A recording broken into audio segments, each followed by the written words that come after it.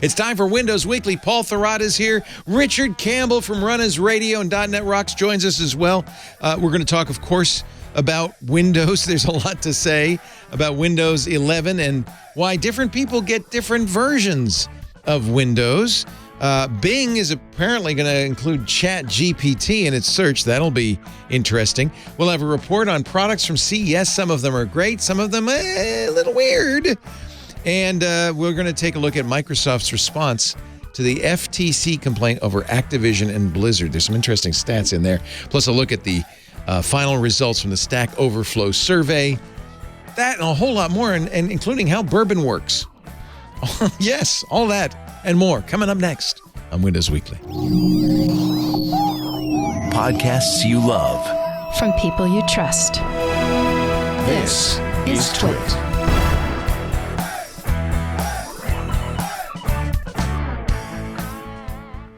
This is Windows Weekly with Paul Thurrott, episode 810 for Wednesday, January 4th, 2023. Call of Duty Free. Windows Weekly is brought to you by Melissa. Over 10,000 clients worldwide in industries like retail, education, healthcare, insurance, finance, and government rely on Melissa for full-spectrum data quality and ID verification software.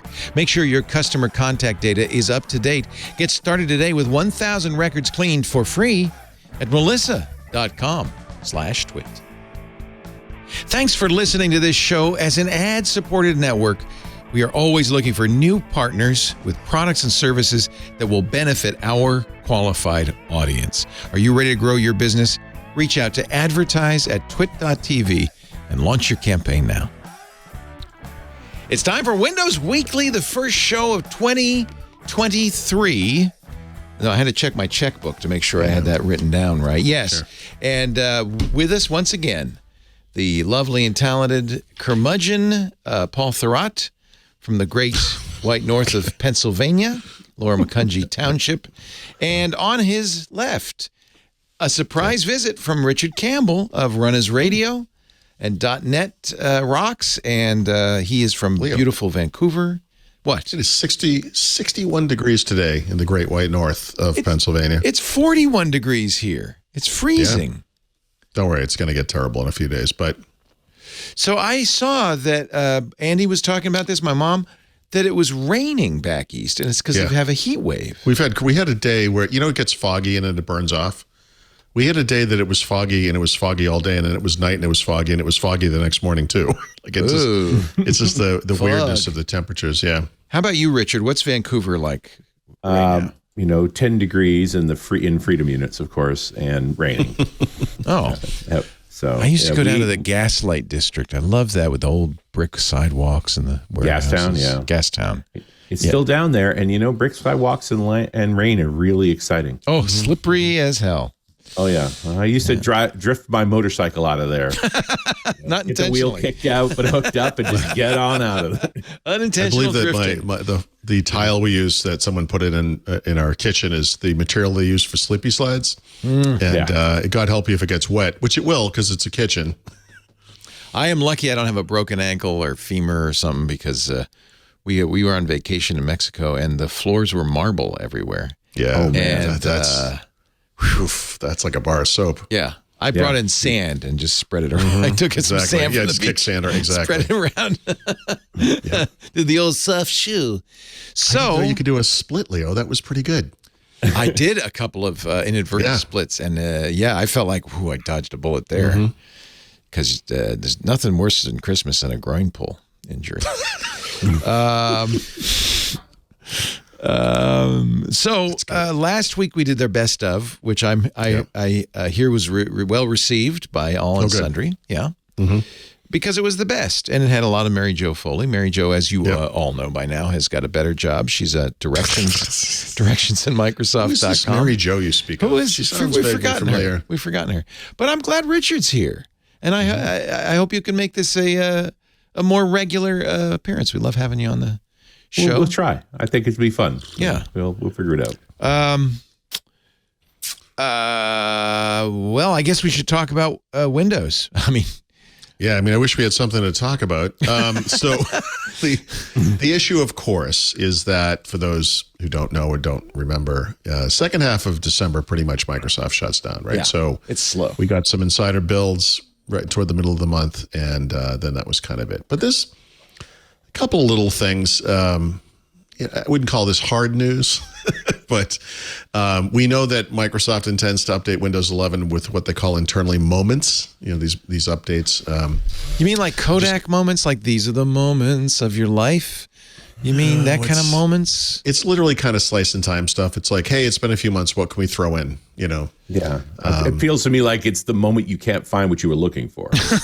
Yeah. The moment you walked through the door and said, "What am I doing here? What's happening?" It's like when you're writing a book and like every computer you have has different stuff on it. That's the moment. I have that moment all the time. So is this in the start menu? Where does this show up?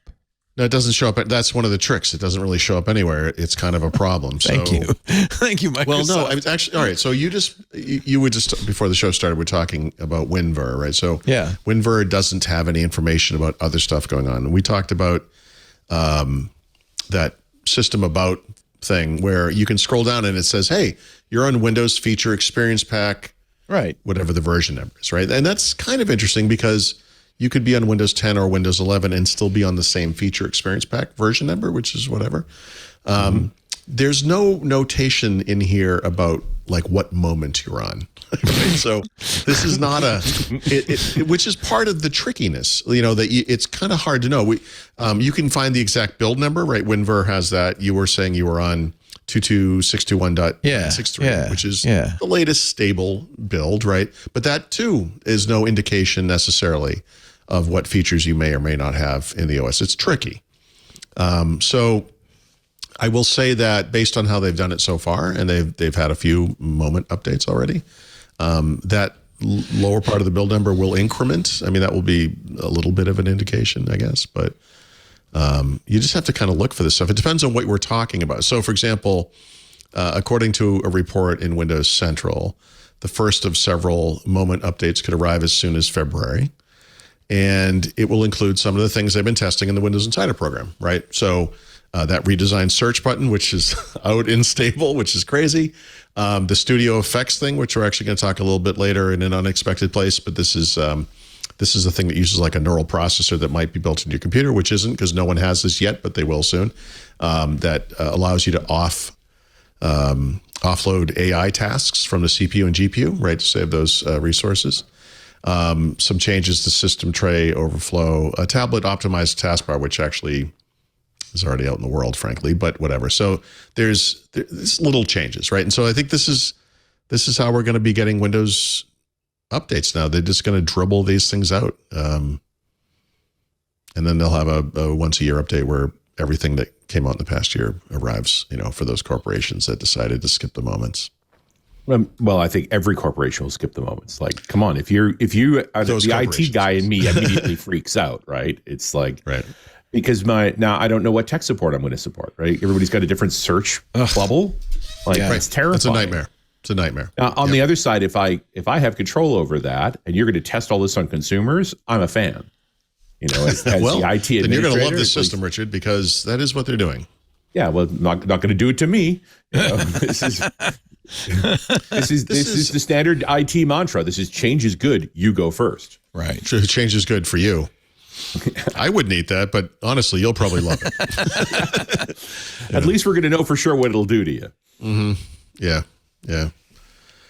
So now that people are starting to find their way back to work, I mean, I assume we're going to start getting insider builds possibly as soon as this week. Honestly, I guess we'll see. But by people, you mean Microsoft people? Yeah, sorry, that's right. Yep. But it takes a while. I mean, you don't code up moments just on a weekend.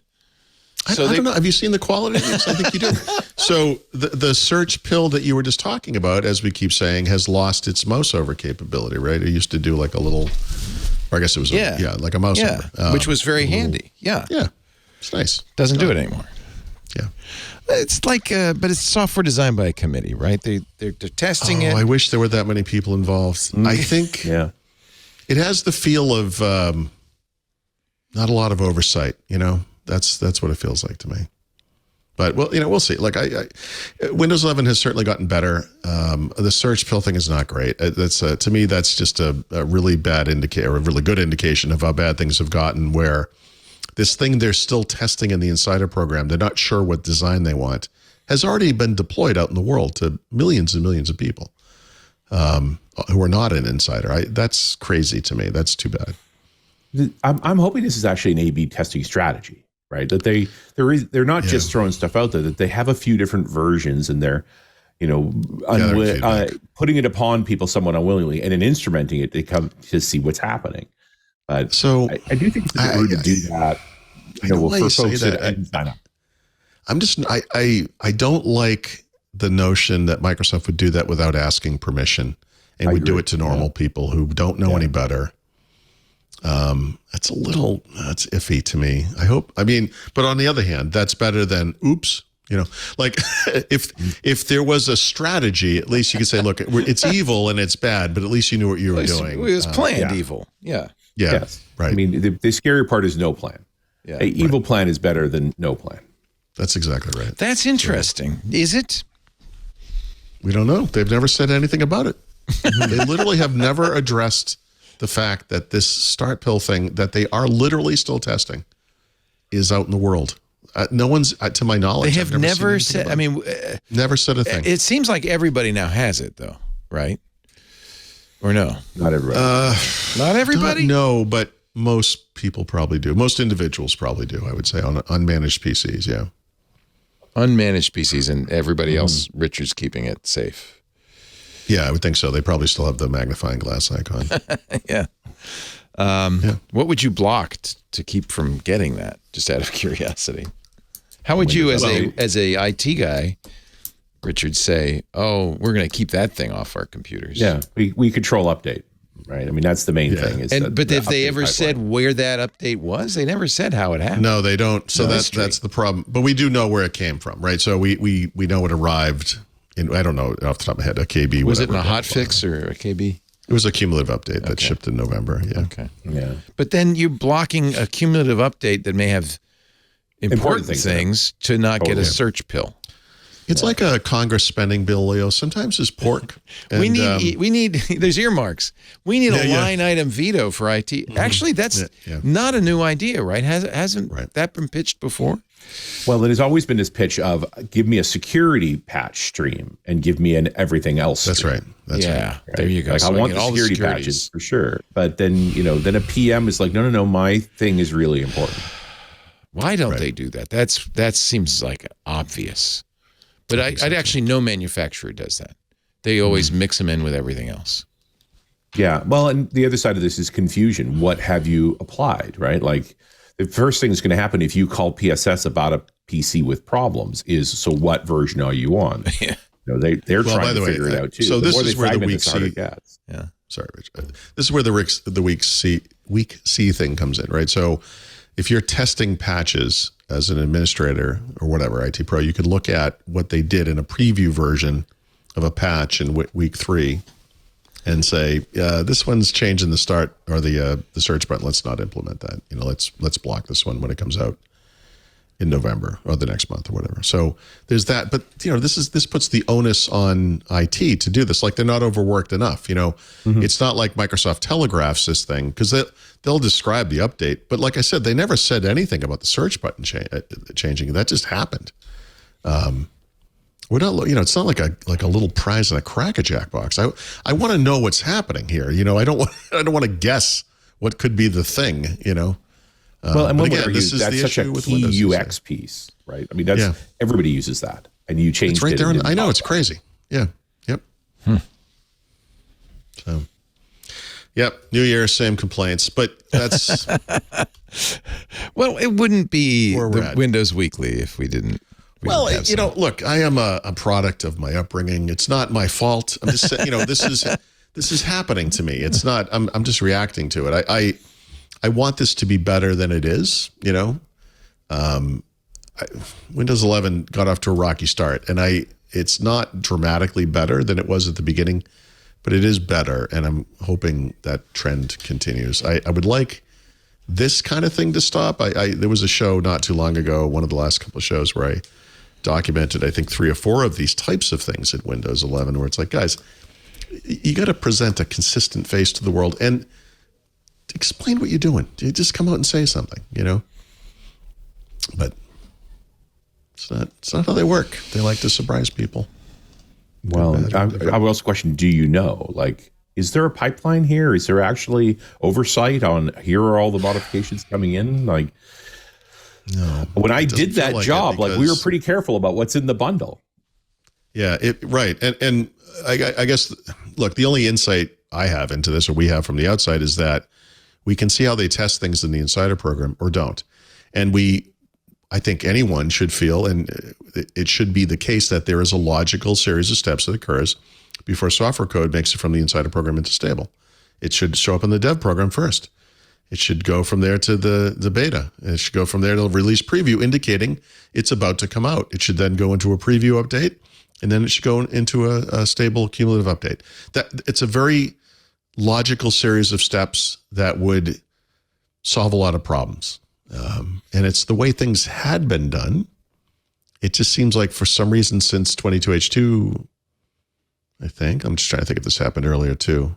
Well, let's just say since last year, they just seem to be, it's almost like just throw it out there and see where it lands. So I guess we're going to go beta first and then throw it into stable, It's just different every time. I can't believe that that's actually how it works.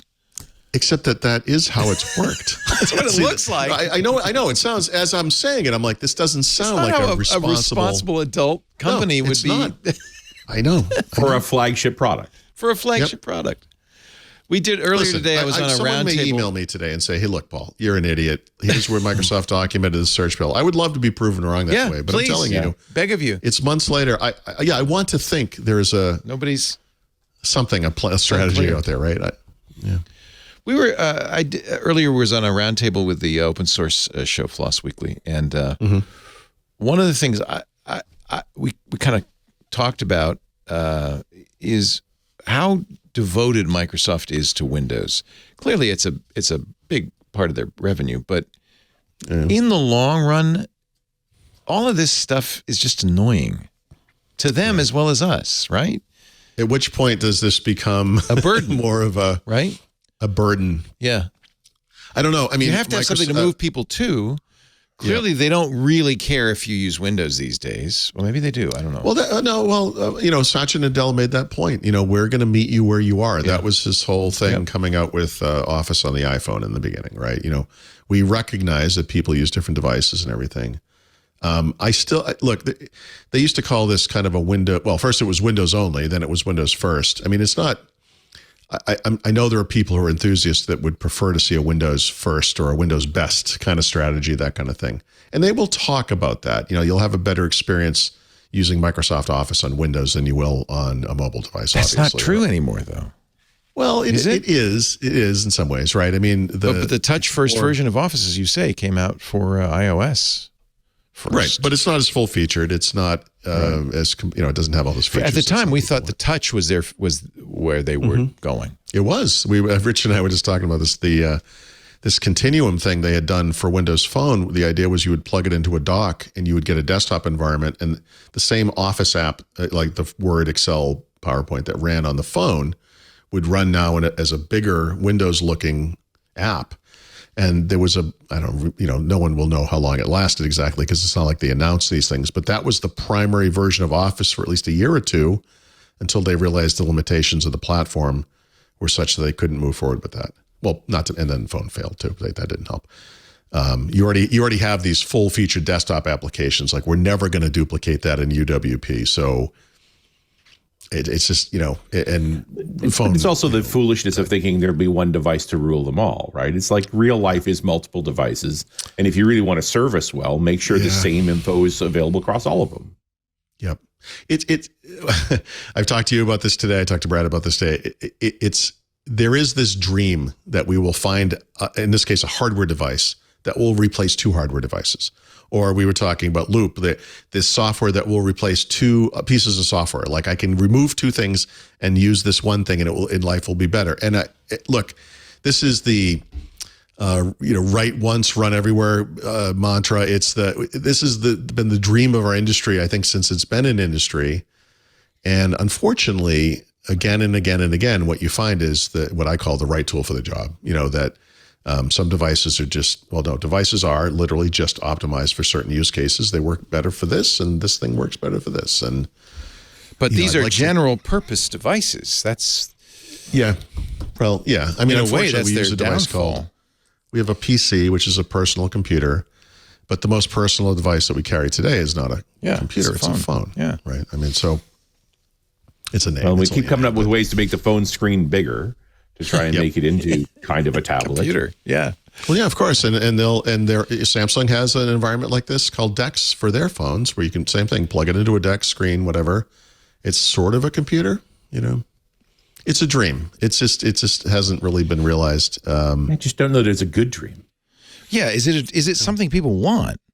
I think a lot of younger people are very happy to use their phone as their primary, and that's that. They do too. That's right. That's right. But more saliently, it's just like I want to use whatever device I want to use, and my stuff should be there. That's a good point. That's what Microsoft is trying to do with Moments. To that point, that is what Satya Nadella. That's his deal. We're going to meet you where you are, and that's good because that's the cloud. That's Azure. The way it is. Yeah. That's good business. Good for Microsoft's business.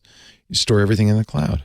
Yeah. Now, that said, they still make whatever billions they make every quarter, every year on Windows licenses, which are largely for new PCs, which is going down, right, because of the post-pandemic. I looked it up. It's 12% of their revenue is Windows. 12%. So yeah. That's 30 significant. billion. Yeah. A billion here, a billion there. Pretty soon it's real money, right? Yeah. As a percentage of their revenues, that's a much smaller number than it had been historically. It's probably a bigger dollar value than it was, because the company has grown, et cetera. So it's kind of a tough thing. Like that was one of the early discussions. I don't remember if it was Terry. I think it was Terry Myerson had about, Windows, and he was talking about how, look, we need to get this. We want to get it to 1 billion users. That was the big goal at the time. And there are only a couple of markets out there that have 1 billion users, right? Apple had 1 billion users across all their devices at the time. It's probably just iPhone does now. Android was well above, was billions, some billions, I don't remember.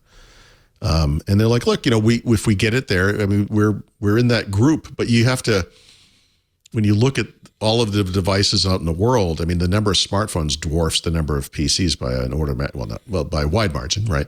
No, but you're right. It's an order of magnitude. It's 4 billion it's versus 250 million, right? Like whatever So it's a different number, and you can't. That's the way the world's gone. You just have to recognize that. So, well, and I think what Terry was talking about was trying to get Win 10 to 1 billion users. That's right. There's more than 2 billion Windows users. How many willingly is a separate question. Yeah, right. Yeah, I don't know. I'm not going to go there, but and unfortunately, they use some deceptive counting practices to get to that number, but it's okay. Today, it's fair to say Windows 10 did hit that billion mark, of course, and Windows 11 is struggling, but it will get there eventually. Potentially artificially, because Windows 10 will be put out to pasture, whatever. Not for another couple of years. Yeah, right. Yeah. So we'll get there. For an IT guy's timeline, they're talking about 2025, and honestly, I don't believe 2025 either. In the same way that XP is still supported, right? Because the U.S. Navy is still using it. 10 will be next. Yep. Absolutely. 10 will get an extension, inevitably. You can't run an Xbox in a submarine, but you can run XP. Yes. So actually, what's interesting, if you think about this, XP 7, 10, right? Each one of those was a milestone of sale of sheer usage size or whatever. Each one bigger than the last. But Windows XP, as the smallest of the three, lasted the longest by far, and that will probably always be the case. And is the one everyone kind of remembers, right? It's like, XP, those are the good old days. XP at the time, in 2001, Windows was still, this is 6 years before the iPhone. Windows was still the center of personal computing. Windows 7 arrived in 2009 right after the iPhone, and that was the beginning of the shift. But that thing, people are like, well, nothing's ever going to outsell this thing. Like, this is going to be the biggest one ever. But actually, 10 ended up being bigger than 7 because the market's just bigger. It's just bigger. I always argue that XP didn't get a replacement for 5 years. Yeah, so for sure. After there were versions every year before that, right? There was, 98, 98 SE, 2000, Well, there were versions of XP every year too. Yeah. When you think about it, there's some issues there. But yeah, so XP, and then XP was kept in market because of this, what happened with Longhorn, and then it was also kept supported for longer for the same reason, right? That so many companies that adopted it, it's like, they couldn't put the brakes on. I remember again, Terry, for whatever reason, talking about a hospital in London that had gotten attacked. They were all running XP, and XP was not supported, supposedly. And he's like, what are you going to do when this whole huge hospital comes to you and says, we got a ransomware attack? You're going to fix it, right? Like, you have to fix it. You can't say no to them. Yeah. And they do. Well, insane. U.S. Navy, most all the ATMs were running XP. Like that. Yeah. This is the problem, is those appliance-based implementations. But it's not the XP. It's not the XP you and I know, right? It's a special XP for... It's XP Warp. The version for OS that replaced 3. OS2. Yeah, OS 3, exactly. It's a special embedded XP. I mean, it's not... But it's same basic code base, though. It's not running Windows I hate to say it, but Windows 11 is the same basic code base. Yeah. What are you talking about? It's got a beautiful coat of paint on the front. It's completely different. Well, and by the pattern you just described, Paul, Windows 11 will fall away and Windows 12 will become the important version, while Windows 10 is still running. Actually, so, right, we don't know this for a fact, but one of the interesting things that might change now is Windows 11 could be replaced after a normal 3-year time cycle, like we used to have back in the day. Although that didn't actually happen all that much. I mean, we went from 7 to 8 to 10 in 3 years, but I mean, honestly, it was up and down all over the place, but whatever, let's call it 3 years. Windows 10, by virtue of the fact that it had been in the market for, I don't remember anymore, 6 or 8 years before they started to replace it, will last forever. It's just, after saying this is the last version of Windows. That's right. Yeah, that guy, I can't believe he still has a job. Anyway, so poor bastard. Jerry Nixon, right? Anyway, yes. So yeah, I mean, just like Apple was on OS 10 for forever, and then suddenly it was different versions. I mean, maybe we're going to see a 12 or 13 or 14, whatever. Right? We'll have to wait and see. But Leo's hitting on this point, which is that the operating system is becoming plumbing. The same way we no longer care about BIOS versions, the same way we no longer care about CPU microcode, like the operating system is becoming plumbing in this. And more importantly, it means all we want from it is reliability. We don't care about new features. Just don't screw stuff up. And in fact, they're undermining it by treating it otherwise. Yeah. That's right. If they would just get out of the way. Well, and you saw this with Maui, right? Where they actually took a library out of Windows, the WinUI, and put it into a developer library SDK so that it could iterate faster than Windows could. Right.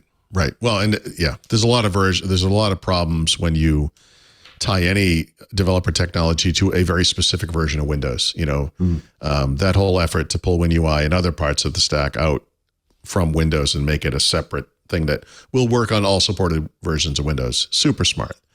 Yeah, and it's also a core change in mindset. I mean, for decades, Microsoft only put things into Windows. They never took things out of Windows. That's right. Yeah, that's the primary difference, I think, between Windows and Mac OS. So at what point does it become such a burden, maintaining this legacy code base and compatibility and, I would billions of lines of code. I don't know that there is a point. I mean, obviously, I guess there would be, but when you have billions, let's call it a billion users, right? You are making monthly, yearly subscription fees from these corporations and from some individuals. Like you're not getting rid of this thing, right? So I think what we're seeing today in Windows, the thing I just complained about, the search button, which is crazy, right? That level of detail is you're getting a commensurate amount of support based on how they feel this thing is valuable. That if there's, and tied to it is what Richard was saying, which is they feel like they have to put new stuff in it because they want to be able to sell something. And they also want to help out PC makers who are probably trying to sell something, who are also putting their own crap on there, by the way, to kind of differentiate from other computers. You're trying to prop up an industry because maybe the feeling is if we don't do this stuff, which I think we all agree is not necessary, maybe this thing drops off a cliff faster. That what they're really doing is trying to maintain what they have as much as they can in a way that makes sense and do it in a cost-effective fashion. because a lot of this stuff is just surface level, superfluous little UIs. That nothing. In fact, the next thing we're going to talk about is a great example. Well, let's talk about, because I know if Mary Jo Foley would be here, she would be so excited about the notion that tabs are coming to Notepad. Oh, man. Yeah. So was this leaked accidentally? Yeah. Well, a Microsoft employee tweeted, I believe, a screenshot showing this, and the screenshot said, "Confidential. Do not discuss. Don't discuss features that take screenshots. Don't do this." So somehow this person survived multiple rounds of layoffs. But he's in Jerry Nixon's department now. Yeah. Here. Okay. So I don't remember the year. Years ago, Joe Belfiore got up on a stage and announced at probably Build a feature coming to Windows 10 called Sets. And Sets was this thing that they were going to update the window manager in Windows to support tabs in any application, every application. So Microsoft Word could have tabs. You could do Control-T, open a new Word tab, and different way of navigating. That feature never arrived. You could see why they thought that people would want this, because look at browsers. Some, not all, well, not me, keep hundreds of tabs open. They think in terms of, You're the only people on earth I can have this conversation with, because both of you will know exactly what I'm talking about. Yep. A million years ago, back in the 1990s, one of the big debates in software development, back when Windows was literally everything, it was all that mattered, was this notion of multiple document interface and single document interface, right? Oh my. And it was kind of based around the same idea. Like, in other words, you're using Word and you want to work in multiple documents.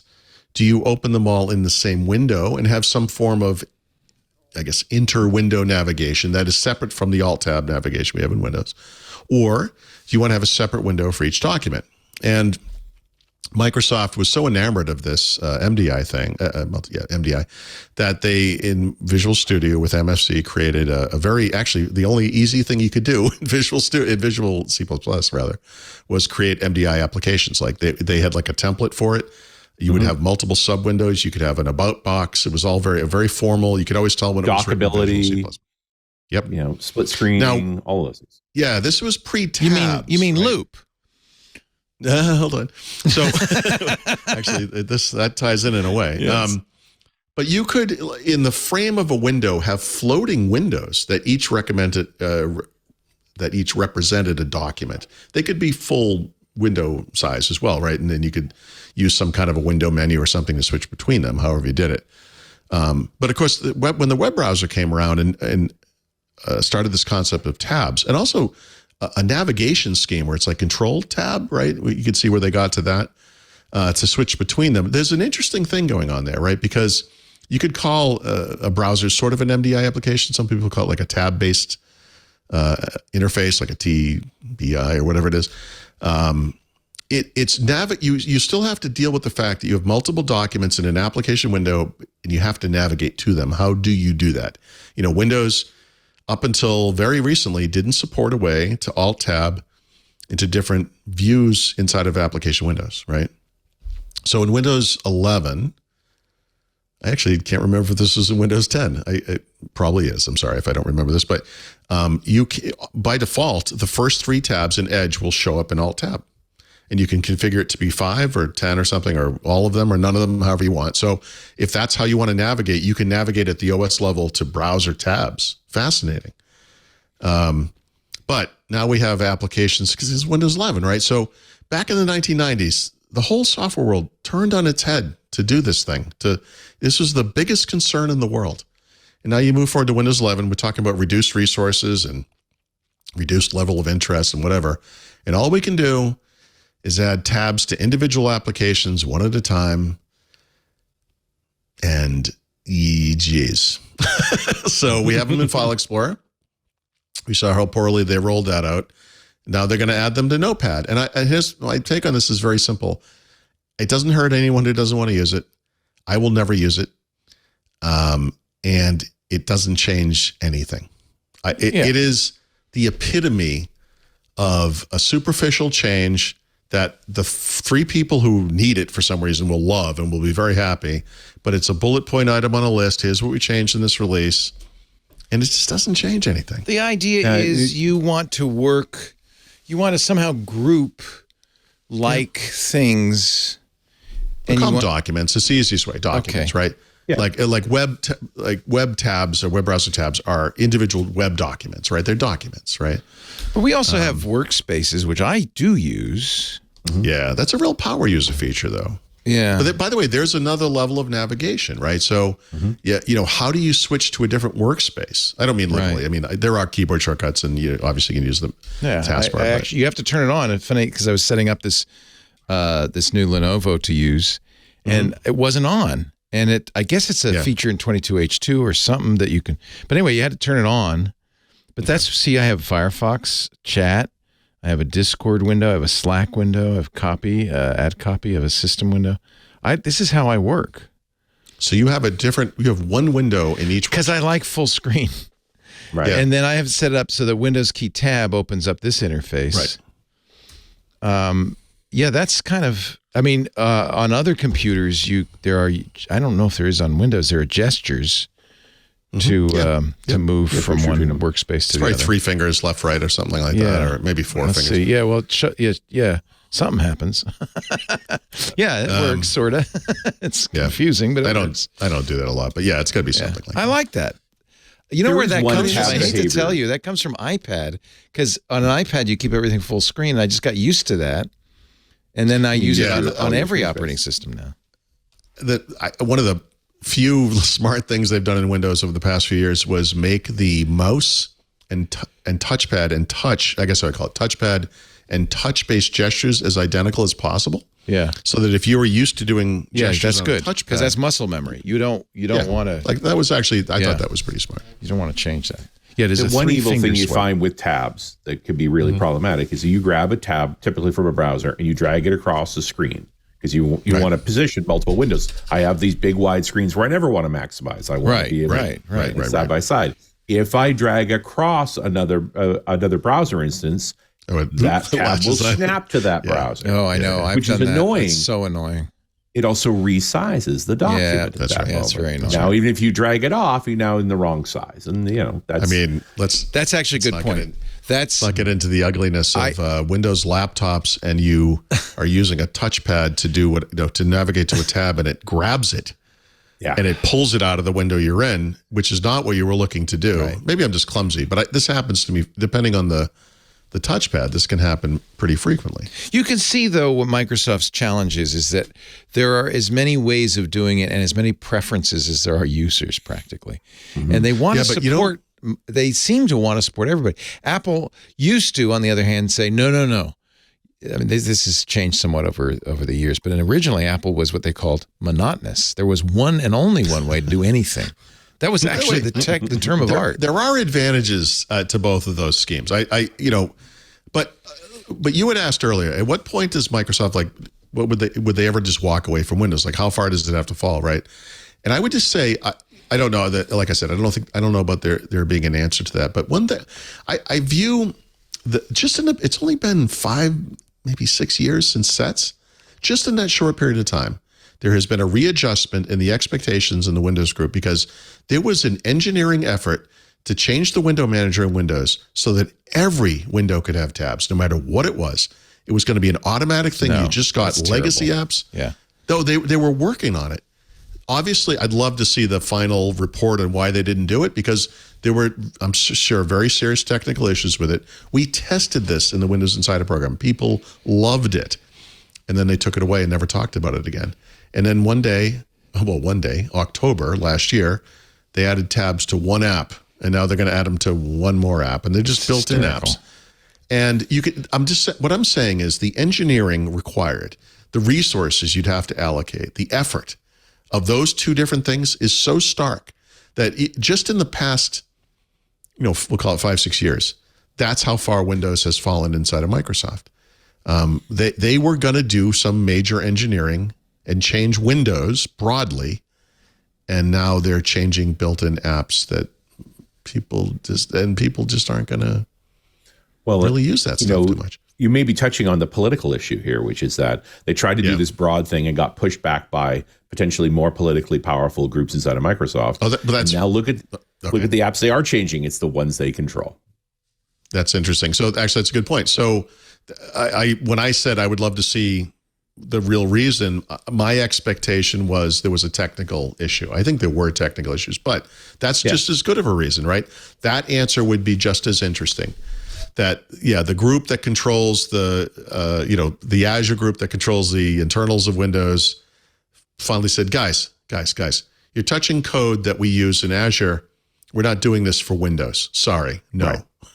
It's not that important. I would love to, whatever the reason is, I'd just love to know. I'd love to know. Hopefully someday we'll know. Just as an aside regarding this whole tabbed Notepad thing, it's like, I don't really use Notepad anymore. I use VS Code. Sure. Right. And it has tabs, right? Like that's sort of reality.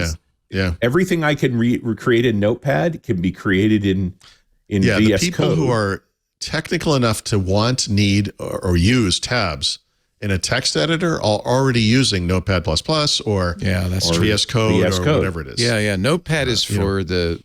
What, I don't want to. I don't even know who it's for, honestly. It's just it's an appliance that comes with Windows that you use because you didn't have anything else set up, or you just needed to. And write why shouldn't it be VS Code in the sense that most of the time you're just editing text, except now it's colorful. Should say, actually, I suppose technically speaking, File Explorer might be the second tabbed application in Windows 11 because Terminal is now part of Windows 11 and Terminal supports tabs. Tabbed. Huh. And it supports tabs that have different command line environments. Terminal is the one application that, to me, the tabs make sense because you've got something running in a tab in a pane. Right. You don't want to interrupt opening a different type of thing. It's not just another document. It's a different. It's a new terminal. You could be like, I want a Linux terminal. I want a command prompt. I want a PowerShell. Or if there's a process running and you want to keep going and you could open a tab. That's the one place tabs to me make a lot of sense. But I think all terminals are tabbed. Well, okay, I'm sorry. For those, because I know I'm going to hear from these people. If you love and need and use File Explorer tabs, or you want them in Notepad, that's great. That's great. The presence of tabs in File Explorer doesn't prevent me from using it, and it doesn't get in the way of anything. It's you don't fine. have to use it. I don't mind that they're doing it. I'm just saying, what this is really about is this is a symptom of what's happening with Windows. Where back in the 90s, where it was everything. My God, the engineering was like bam, bam. It was like it was all over the place. Even as recently as 5 or 6 years ago, they were talking about doing something impressive with the window manager in Windows 10. I'm just pointing that out because they're not talking about that stuff anymore. We're doing little goofy. These are college interns who come in and do little side projects. This is not big engineering. But if you think about it, if you wanted to add some convenience for people, adding a tab is kind of the least you could do, the least obtrusive, doesn't affect Paul. I can see why they might have settled on that. Well, as opposed to tiled windows. The least you could do would be to do nothing. Well, but tabs easy. Right. It's probably easy to add. It's not a hard thing to add. And it doesn't get in anybody's way. But if somebody wants it, that's why it's okay. Yeah. All right. So actually, I'm going to bring it. My face is about to light up white because I just ran Paint. So Paint is an application. Paint is an application they just redid. This is a brand new version of Paint. I mean, I'm sure the underlying code is the same. I always do this. I know this is probably not technically accurate, but I believe this to be a Win32 app that has a WinUI front end. I think that's what I'm looking at. That's how I would describe it, but it doesn't matter. This app, despite the fact that it is brand new, does not support dark mode. So I'm using my computer in dark mode, and it comes up stark white. It's the only mode it supports. Now, we may see a news report in the next year. They're going to add tabs to Paint. That's great. Could you support dark mode first? Here's a thing you could support in Paint. This is going to blow your mind. It doesn't support a lot of keyboard shortcuts. I can't do Alt F. Actually, it just worked. Never mind. That's not true. Actually, they must have just added it. They got dark mode. Woo! All right. So, that's very interesting. Okay, we'll rewind that. That didn't work before. That's a new moment right there. Oh, that's brand new. No, you don't understand. I actually use Paint all the time. That's very interesting to me. Okay, good. So, but this is an application they redid the UI on. It's typical Windows 11. Just slapdash it together, get it out the door. The version of Notepad we have now supports dark mode. It supports all the keyboard shortcuts from before. It's basically the same app, but beautiful WinUI style UI. Paint looks great if you like white. If you're looking for like a cheap way to add a ring light to your setup, just run Paint while you're doing a work call. It will light up your entire face. It's weird. So this is, again, I love that they had it. Now I want to go play with the. These to me are symptoms. They're indications of where we're at with Windows. Like these are the types of things we get. We get a search pill on the taskbar that nobody knew was coming. That they've never even acknowledged even happened, let alone announced. You know, we get new versions of Paint and Notepad for some reason. Paint is only white. Sorry, hope you want the brightness. And Notepad's going to get tabs apparently. So it's like whatever. I mean, it's just, you know. Remember, like, why would they have done this stuff in the past? Microsoft would have added features to Windows, and then they would have added to some SDK so you could add those features to your apps. You know, now they're just throwing stuff out in the world. Nobody's gonna look at Notepad and be inspired to add tabs to their app. Go look at the Microsoft Dev site and figure out what the framework is they used, and then do it to their own app because that doesn't exist. These are just like little one-off. They're like little toys. It's not the same. Are you saying it feels like it's the B team? Oh, we're way past the B team. This is the intern. This is the guy who's walking around with a pot of water and a stick. Is walked by a computer that no one turned off and started coding. Why does he have a pot of water and a stick, Paul? I don't know. The janitor. I don't know. I can't speak. There's some image in here. He's got a broom and water, and he's like, he's the chaiwala. It's like Saturday afternoon in building 33, and he's like, I think I'm going to add tabs to Notepad when no one's looking. Just check it out at GitHub or whatever they're using these days. Another feature by your favorite chaiwala, tabs in Notepad. Thank you very much. Thank you very much. Yeah. Look, like again, I don't. It's fine that they're doing it. Yeah. But I mean, but it's relevant to that conversation we had, which is I think this shows. You know, when are would they give up on Windows today? No, they're clearly not putting a lot into it. They're just trying to reap as many revenues as they can. They're doing the minimum. And the minimum, my God, we thought we knew what the minimum was. The minimum keeps getting less. It's also, I'm going to defend them. Wow. I don't know how this happened. No, I can't wait to hear this. I'm going to defend them because you have the same problem you have with smartphones. You really have a very mature product. Same problem with Office. It's hard to do anything significant at this point to Windows, right? Yes. I mean, can you think of a feature that I think we just made the argument that they shouldn't touch it at all. So yeah, of course. Yeah, maybe they shouldn't do anything. But on the other hand, they want to sell the new version. Yep. Just like Office. So just like Quicken, Quicken has a new version every year because that's how they get but however, what do you balancing your checkbook hasn't changed much since 1902. Yeah, that thing gets updated for the new tax codes and the new whatever, right? Obviously, new laws, whatever. Windows is a platform. As an end user application, Word, Excel, PowerPoint, those types of apps. Yeah, I mean they're mature. They shouldn't change as much, but they can change, right? Yeah. So it's you and Richard would argue best just leave it alone. But that as soon as you do that, people are going to say Windows. Oh my God, they haven't changed that in years. So I think what happens is you look at that 12%, you watch it go to 11, 10, 9. There's some point where you go, good. It's only 3% of our revenue. Stop. Okay. Right. But what do you do with it? Do you it's hand it off to an open source community project? No, or it's something? plumbing. It's infrastructure. You don't just stop working on it. I mean, there's still millions and billions of people using it. Yeah. Right. But maybe they're not aware of the fact that they're even using it. Listen, there are several major PC makers that all earn incredible amounts of money. There's a whole industry going on. And they put pressure on Microsoft, by the way, to have a new version. That's right. Why Windows 11 I think exists. that might be what they're doing. In other words, like, what's the minimum we can do to make Windows 11 appealing? And the minimum is a fresh coat of paint on the surface level UIs. The volume license agreements still include there's going to be an operating system every X many years. Oh, interesting. Yeah. So they got to do it for that I suspect they still have long-term contracts in place that require them to create that version of Windows. That's really interesting. I don't ever see it going away. I guess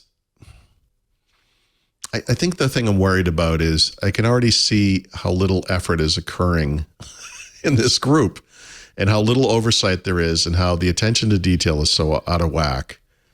And they're not done yet. It's like it could get worse. Right. And I don't know. It gets depressing. 12% of 12% of Microsoft, the second biggest company in the world, is still a lot of revenue. Oh, no, absolutely. It's still tens of billions of dollars. Yeah. Like, to be clear. And you know, he spent $100 million on some guy with a bucket and a stick, and you're golden for years to come. You got a whole team of guys with buckets and sticks, and you know, life goes on. I perhaps misspoke about the gentleman with the bucket and the stick, but it's a charming image. I don't know what it around means. like no one's around. I mean, maybe. I got a bucket, I got a stick. Let me see what I can do. I mean, if monkeys could write Shakespeare, I could probably improve Notepad. All right, I want to take a little break and continue on. It's so nice to have Richard Campbell here, Run As Radio, and .NET Rocks, and a lover of brown liquor, which we will soon learn about in Love to be back. Yes, it's good to have you back. You were our last guest of 2022, our first guest of 2023. It would almost be like he never left. Our show today brought to you by Melissa. We know we love Melissa. We all love Melissa. Especially you should love Melissa if you are a business and you have customer records. What business doesn't have customer records, right? If you have address information, could be suppliers, I guess, contacts. If you have that kind of data, you need Melissa, leading provider of global data quality. They add on to that identity verification, something they also do, address management solutions. In fact, Melissa just acquired ZipInfo, zipinfo.com. They've been doing zip code data for Fortune 500 companies for years. So now, and it's a perfect alignment with what Melissa's been doing all along. Melissa's been doing this for years as well. Their zip code database, their software developer kits are aligned strategically with Melissa's comprehensive product suite, grounded in address verification, correction, enhancement, as the foundation for smart and effective business operations worldwide.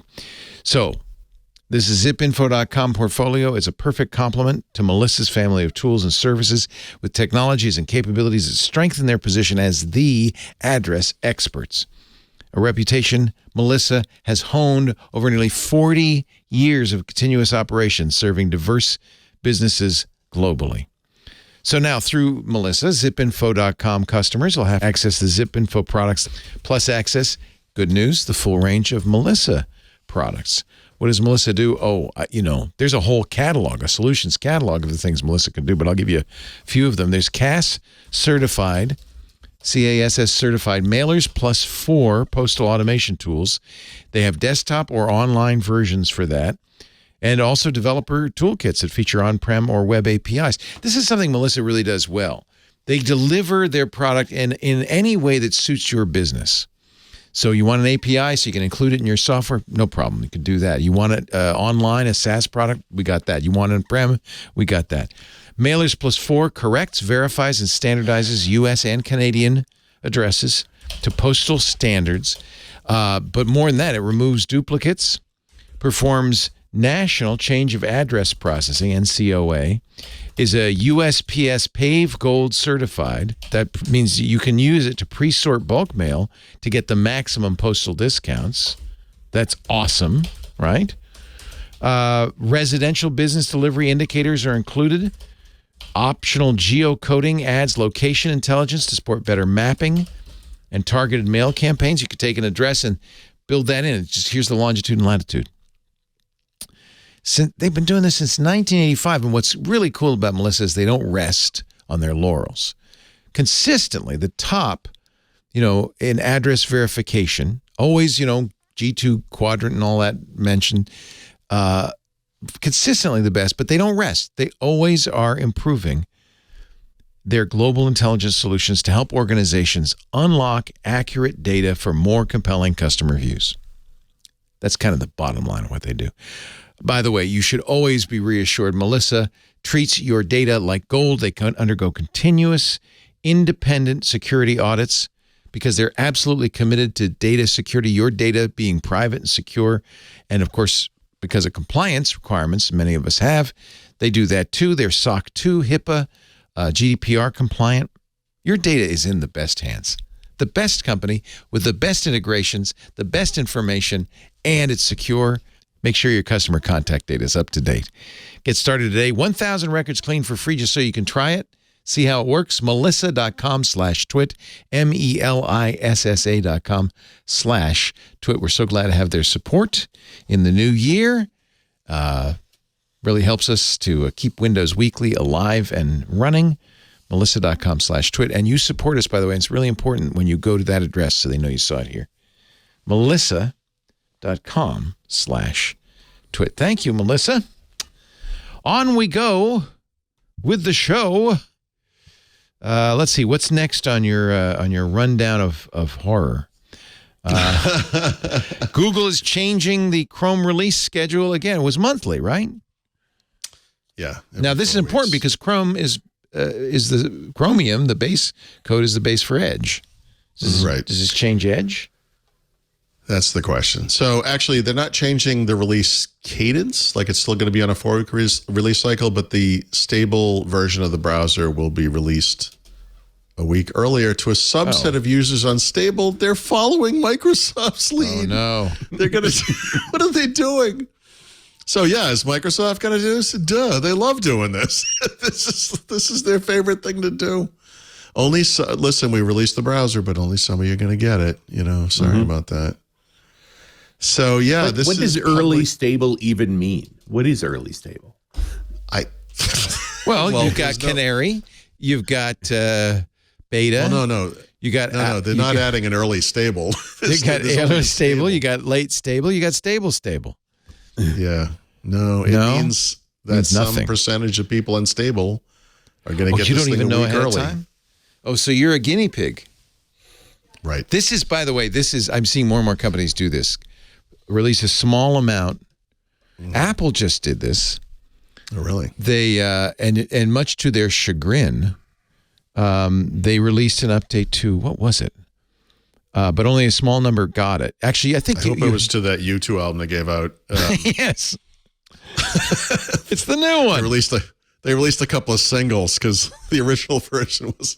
Yeah, and then but what happened is the early users discovered showstoppers. Oh, it was to their home automation. It was to HomeKit.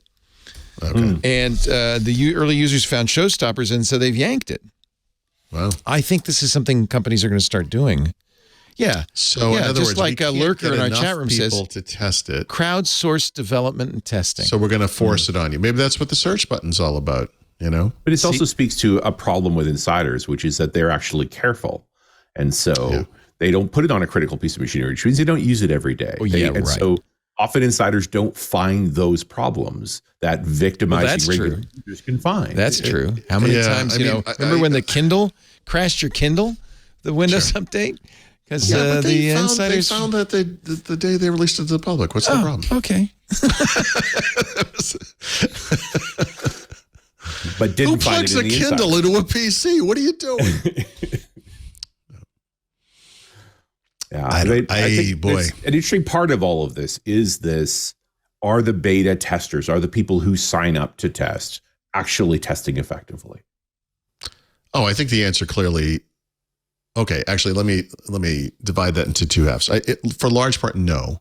I think there are people who would like to be doing that, and Microsoft has rejiggered the system enough that it's become untenable for a lot of people because they're like, look, I joined the dev program so I could get the most advanced stuff, and you're A/Bing us, and I never get anything. I've kind of lost interest. So I think there's that part of it, but actually, there's a rich body of evidence in the feedback hub of these people submitting bugs and explaining problems, and lots of people seeing them, and Microsoft doesn't address it. Right, and those things go unseen. Because they think that's too marginal a number, that the sort of person who signs up for insiders is doing things the regular consumer won't do. So every time something like that happens, like the thing Leo mentioned, the Kindle blue screening Windows, people can go back and say, yeah, the insiders reported this 3 months ago. You never did anything about it. You didn't even respond to it. And it's so it's a little bit of both. I think the raw numbers in the insider program, I'm sure, have gone down, but at one time were quite high. There were almost 20 million people supposedly in this program. But even back then, which is problematic. but the engagement level is probably much lower. And it's to your point. Yeah, I want to be part of this. I'm a Windows enthusiast, whatever, but I'm absolutely not putting this on my day-to-day machine. I'll look at it occasionally. There's not a lot of good feedback coming out of that. No, and so it's like, cull the folks that aren't working hard. That, you know, try and at least narrow the list of people who are really doing the thing. Well, like Leo over there, you're hinting at what's he doing? He's out of control, clearly.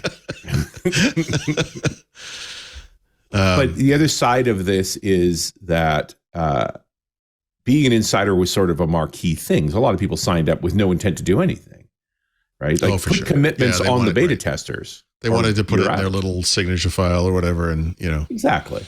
Yeah, no, that's that for sure.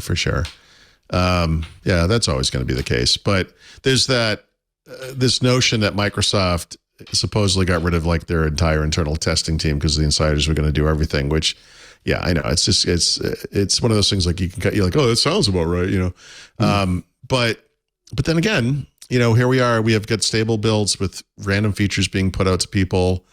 Chrome is going to start shipping stuff randomly to some people. Microsoft's going to jump right on that with Edge. They love doing that. They might, but I wonder if there is. We aren't seeing the evidence of a battle inside of Microsoft where people aren't believing the insiders where they have the problem. It's like, well, that's a marginal problem. Regular people never encounter it. Like, they're undermining their own data sets. And some folks are like, we should just be testing against the consumer, and they're doing it. Right, to create data points. Here's proof. I tested this against the consumer. Everything was great. I don't like that. However, I don't disagree. If they were going to do it, if they are doing it, I think you need to say publicly you're doing it. I think you need to. You can't just do it and not tell anyone. We changed the search button. It's funny. No. You gotta. It's not just because I'm writing a book. I mean, it's. You just don't do that to people. I mean, without, let them opt out. Something, Yeah. Except that a lot of folks, I mean, you've just seen it with Chrome. Like, that's basically what the path they're headed on. You're going to get early stable. Yeah. I love the phrase early stable. I'm That's just my favorite thing now. Early stable. That's early stable. Right. If we eliminated all the bugs, it would be stable. It would be. I think. Okay, I'm trying to rectify this in my brain. So, if they didn't do early stable, which is an excellent phrase, they would release the product to stable a week later. Clearly, they've been finding some problems, and what they're thinking is, if we just had more eyeballs on this, we would find this thing earlier. So, is this better overall? In other words, let's say you're one of the random people that gets hit by a bug because you were on early stable and you don't know that. It just occurs. Most people don't pay attention to their browser being updated. They got to put telemetry on there or something so that they know, right? Yeah. No, but so what I'm saying is, in other words, we got 300,000 computers crashing. Okay. Well, no, you're the person. Like, in other words, you're a normal person. So you randomly got a bug that occurred because you're on early stable. Google collects that telemetry. A bunch of people having the same bug, and they fix it. And then when stable happens a week later, it's fixed. Right. If they weren't doing early stable, you would now be a part of a much bigger group of people getting the same bug. The same problem would still occur. So in that case, I guess you could make the argument. I'm almost being the okay volume with level this. down. Yeah. So I guess you could justify it that way. But what we just described was a strategy. And this was the thing we were talking about with the search bill.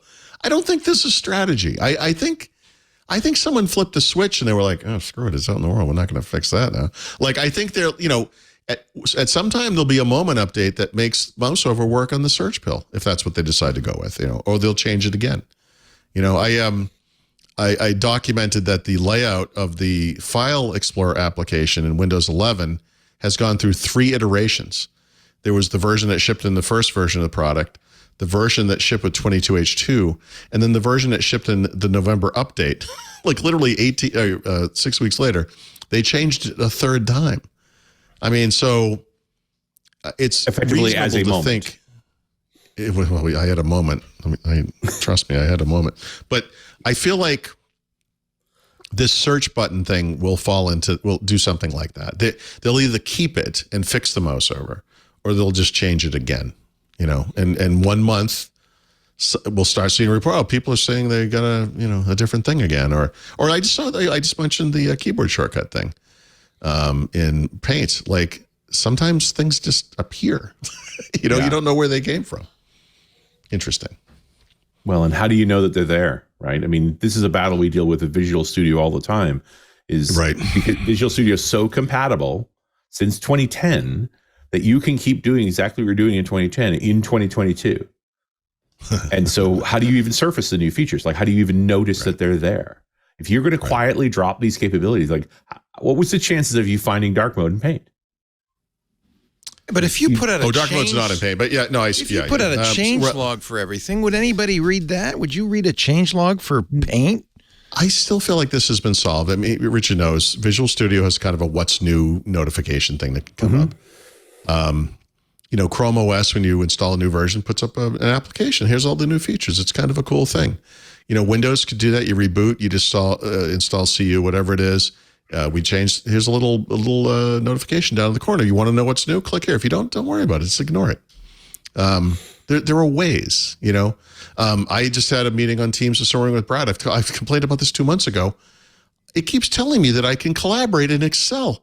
I don't use Excel. Oh, and by the way, I'm in a meeting. Why are you telling me that now? This is very clippy of you. You're blocking the meeting. Hi. Like, what are you doing? I got an idea for you. Yeah. Hey. Okay. I don't know. There are ways to do it right, I guess is all I'm saying. I think they should be able to tell people about new features. I think they should tell people about new features.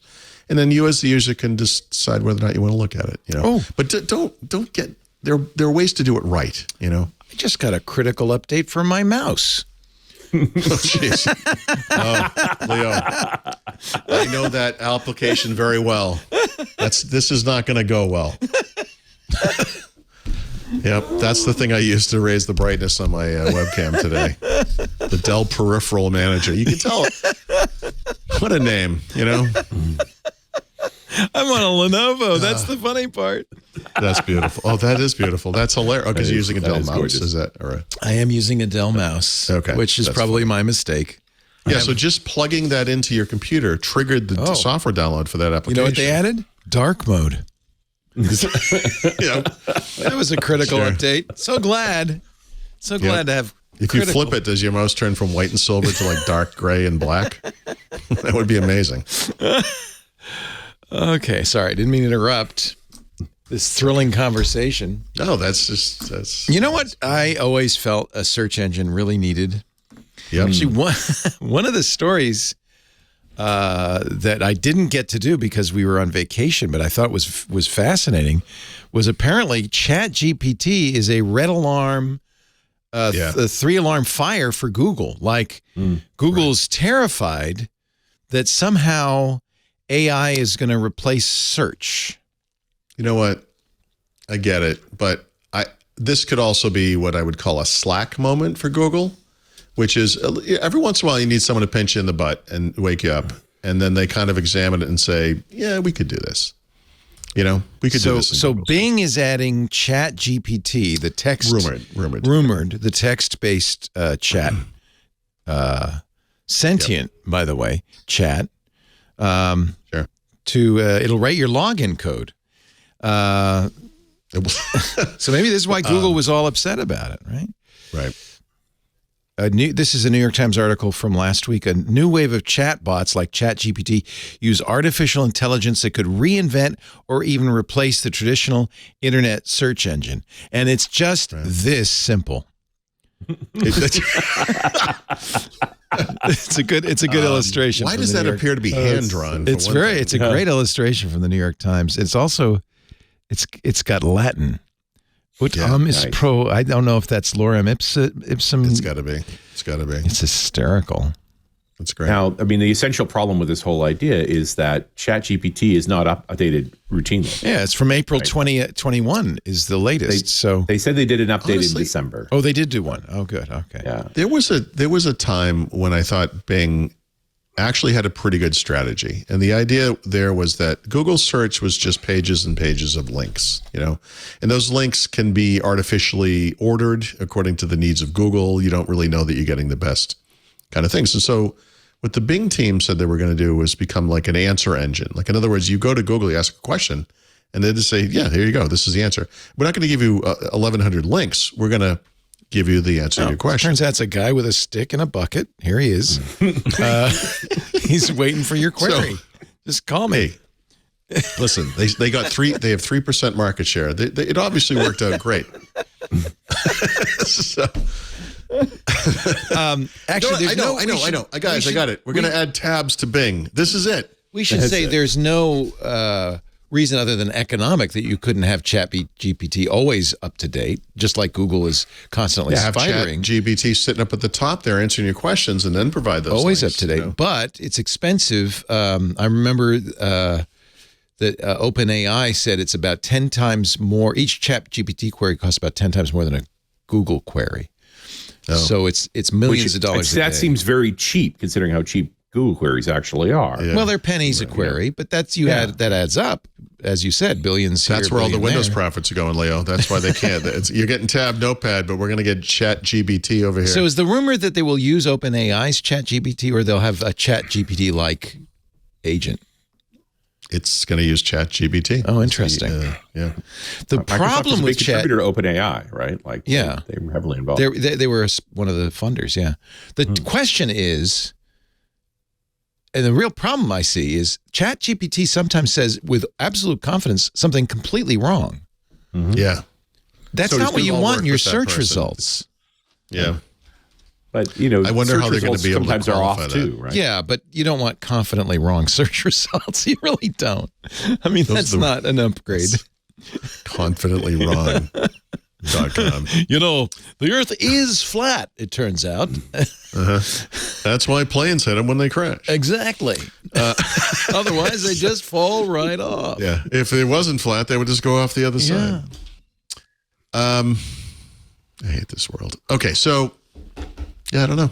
I don't know. The big thing that would happen if you have ChatGPT in the loop is not only would it give you the answer back, then you could ask for the Summarize. answer in iambic pentameter. Yes, that's right. I want it as a sonnet, please. Please. No, but it would. What ChatGPT does very well, actually, there are a number of things it does very well. One thing it does very well is summarize a lot of text content. Mm-hmm. You remember that was a big feature. Well, this is the Word answer did engine this. thing I was talking about, right? Like, in other words, that it could be useful. Okay, absolutely. The great thing is if it doesn't summarize well, you have no way of knowing. Right. But Professor, it told me that Hamlet ended up living at the end. I don't know. What would it tell you wrong? I told you this. I took this test, and the woman asked me who wrote Hamlet. Yeah. And I said, I'm never going to remember that guy's name. Lin-Manuel Miranda. He goes, Hamlet? I'm like, oh, Shakespeare. I thought you said Hamilton. And that was, that was a little bit of confident. Well, I didn't really remember his name, but, confidently wrong. Yeah. I thought I was going in the right direction. Lin-Manuel, that guy, the three-name guy. Yeah. Something. You mean William Shakespeare? Oh, that guy. That guy. I note that neither of you are in Las Vegas right now. That's true. No. Is that by choice, or you just couldn't get anybody to pay your way? If somebody had offered to pay my way, I still would have stayed home. Yeah. I agree. Yeah. I've missed it the last 2 years, and I always felt like that was a blessing. It's been several years for me now, I think. We're talking about CES, the show formerly known as the Consumer Electronics Show, which is on, weirdly, right now. It started today. Yep. Well, I mean, so companies are starting to pregame it, right? So Lenovo announced some CES stuff in December, hilarious. And then, Acer, NVIDIA. I'm sorry. It starts tomorrow. It goes through the weekend. Today's like the Pepcoms and the showstoppers and all that. Yeah. And the keynotes and all that. So it starts tomorrow through Sunday. CES has got a problem that Google search solved on the internet, which is that there's a lot of crap out there and you have to find the good stuff, and it's hard, and it's often not worth it. It's actually often easier to do it without going. Right. You let the grunts go out there and comb through Hall C3, And then, there's a lot of stupid. We're going to get to some of the stupid, but I wanted to, I'll use this as an example. I thought this was an interesting example because I hear from all of the PC makers, right? This is what we're doing. Sometimes there are pre-briefings and everything. They send me like unbelievable amounts of documentation, lots of photos and whatever. And really what we're talking about here are a bunch of new PCs, right? So as I said to Richard earlier, you won't be surprised to discover that Lenovo is going to update all of this X1 laptops, new generation. It's, no surprise. Everything's going to be 13th gen Intel processors, like no surprise. Okay. Although there's something interesting tied to that we'll get to. But I was looking through Lenovo stuff earlier last month, and then again with Acer this week. And they're updating all their computers. But the things that are not computers, that are kind of computer adjacent, are often the most interesting, right? So for example, Acer is going to sell something called the eConnect, I guess, bike desk. So it's like a standing desk, except you have a bike built into it. Right? But hold on. Why are you out of breath? I'm pedaling. This is the hamster wheel you think it is. The pedaling can power. Is it power? Yes. That's not straight out of Gilligan's Island. Yes. Right? This is a good idea. Pedaling than you think. I mean, I'm not saying Gilligan, get on the bike. I gotta surf the net. Genius. I think that's interesting. So stuff like that. I think stuff. You're like not pedaling fast enough for gigabit. You have to. Yeah, exactly. I'm trying to play a game. Do I need to pedal faster? I thought we sure you were going to jump all over MSI's translucent laptop case. Ooh, like that was pretty. Now there's a product. Ooh. My goodness. Can you see the insides? You see the hints of insides. It's only translucent. Yeah. I kind of like that. There've been a lot of phone mods on the CPU. Yeah, I kind of like that.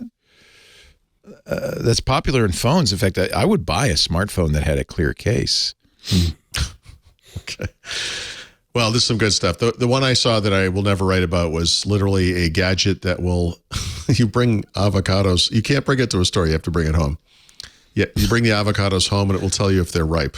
Oh, a little too late. Oh, it's not ripe. Damn. Damn it. I got the wrong one. Here is. That's a device. Sure. Yeah. Something everybody wants. So that's not. No. What is that? What? That's not. That's not good. That's not clear enough. Yeah, you want to see the components. Cyborg 15. And of course, because of that, it's plastic, right? Really plastic, right? No, that's ugly. You'd hope it'd be hard enough. Like there are some very hard, transparent coverings. It's just they're expensive. Isn't there something called transparent aluminum? Apparently, and it's not just from Star Trek. The problem is if it's real, you can't see it. Ooh. Wow. That'd be cool. Now, I want to talk about the Masonite Smart Door because as soon as that hit my inbox, I laughed for hours. Now, can I guess why you're laughing? Oh, actually, I would just tell you, the guy who got me into writing, the Jehovah's Witnesses would come to the door, and they would ask him if he'd found Jesus or whatever, and he says, "Oh, you don't need to stop here. I'm a Masonite." And then they would leave. Masonite. A Masonite is a form of cabinet, or like a service on like a cabinet or whatever. It's not a religion. Yeah. And they also apparently make smart doors. Yeah. Yeah. That's it. There's a smart door. I mean, the good part about that is it's got a Ring doorbell integrated into it. It's got the Yale lock into it. Okay. Apparently has motion sensing LED lights. So they light up. These lights light up when you get close. Yeah. Okay. And it has an AC connection, so it's designed so that you can power it. And there's a battery pack in the door. You have to plug in the door. Oh, the door has to be plugged in, definitely. Okay. Well, it's like security cameras. And a battery pack in the door, so when you lose power, you can It'll run for a while. Yeah. Yeah. But my favorite feature is you need 3 apps to operate your door. And only 2 of them are on iOS. Well, it's always connected, always protected. There you go. And you need the Ring app. Obviously, you need the Ring app or whatever that's called. Oh my God! And the Yale app, and then the Empower app, the Masonite the app best. as well. Oh, that's the best. 3 apps. Yeah. $6,500 MSRP. Hey, that's absurd. Now, you can buy yourself a $600 door and put the three components in yourself. It'd probably be cheaper. Probably Yeah. cheaper. A lot cheaper. But you notice all these builders on the website that are going to do it. This is going to be one of the features when you go to a model. If I can home. find somebody who wants this door, I have a whole bunch of other stuff I can sell them. Exactly. Yeah. They used to be, it was just home theater, and now it's your entire house is a playground. I call it the sucker hat. When you're down in Mexico and you're on the beach, people come by to sell you stuff, and there's a person coming by that takes banana leaves and folds them and makes a silly looking hat. Oh, that's if you now buy and wear that hat, you are announcing to every other vendor on the beach. Yeah. Come here. I buy dumb stuff. I buy dumb You're like, stuff. listen, just give them $100 and keep walking. Yeah. You're like, I'm wearing a sucker hat. Come on over. So this is the sucker hat for your house. I love it. Right on the door. This is supposed to be the Matter CES. This is the CES. Right. Yes, the first yes. That's Matter why product. Stacey Higginbotham is down there, and I've asked her to give us a report for our show on I Sunday. feel like Matter is where 5G was a couple of years ago. It's like it's here, but well, I'm immediately really thinking of the here. XKCD cartoon where the guy goes, "Oh my God, there's 12 standards for this one thing. We need to fix that." And now there's 13 standards. yeah, exactly. Right. Well, there's Zigbee and Z-Wave. I mean, in a lot of ways, Matter is an amped up version of Zigbee. yeah. Right. With Their some underlying Thread protocol is support, called Thread, and Thread is kind of Zigbee with some fixes. but it's got Google's Thread, and so you got Google, you got Apple.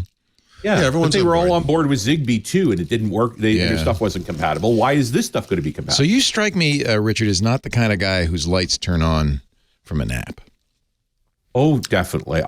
Everything here is automated. It I was is. going to say, I think his house is probably more wired Is than it? anybody's. Interesting. Yeah, no, So I'm you're not I'm fully down the Home Assistant path. Okay. Right? Like I'm in, and I, as a conscientious human, I try not to talk to people who aren't also down that path about it, because it's a great way to alienate folks in a big old hurry. Yeah. Because I can talk about HA for hours, but the whole need a hub thing of all of these devices is the problem, because then you've got a command system like an Amazon device or a Google device. Then you're going through the hub to the actual devices, which just means you can't diagnose anything. And so their whole approach is Matter's going to get rid of the hub, which is a lie, because the hub's No, just you still need hubs. In fact, you need a Matter hub.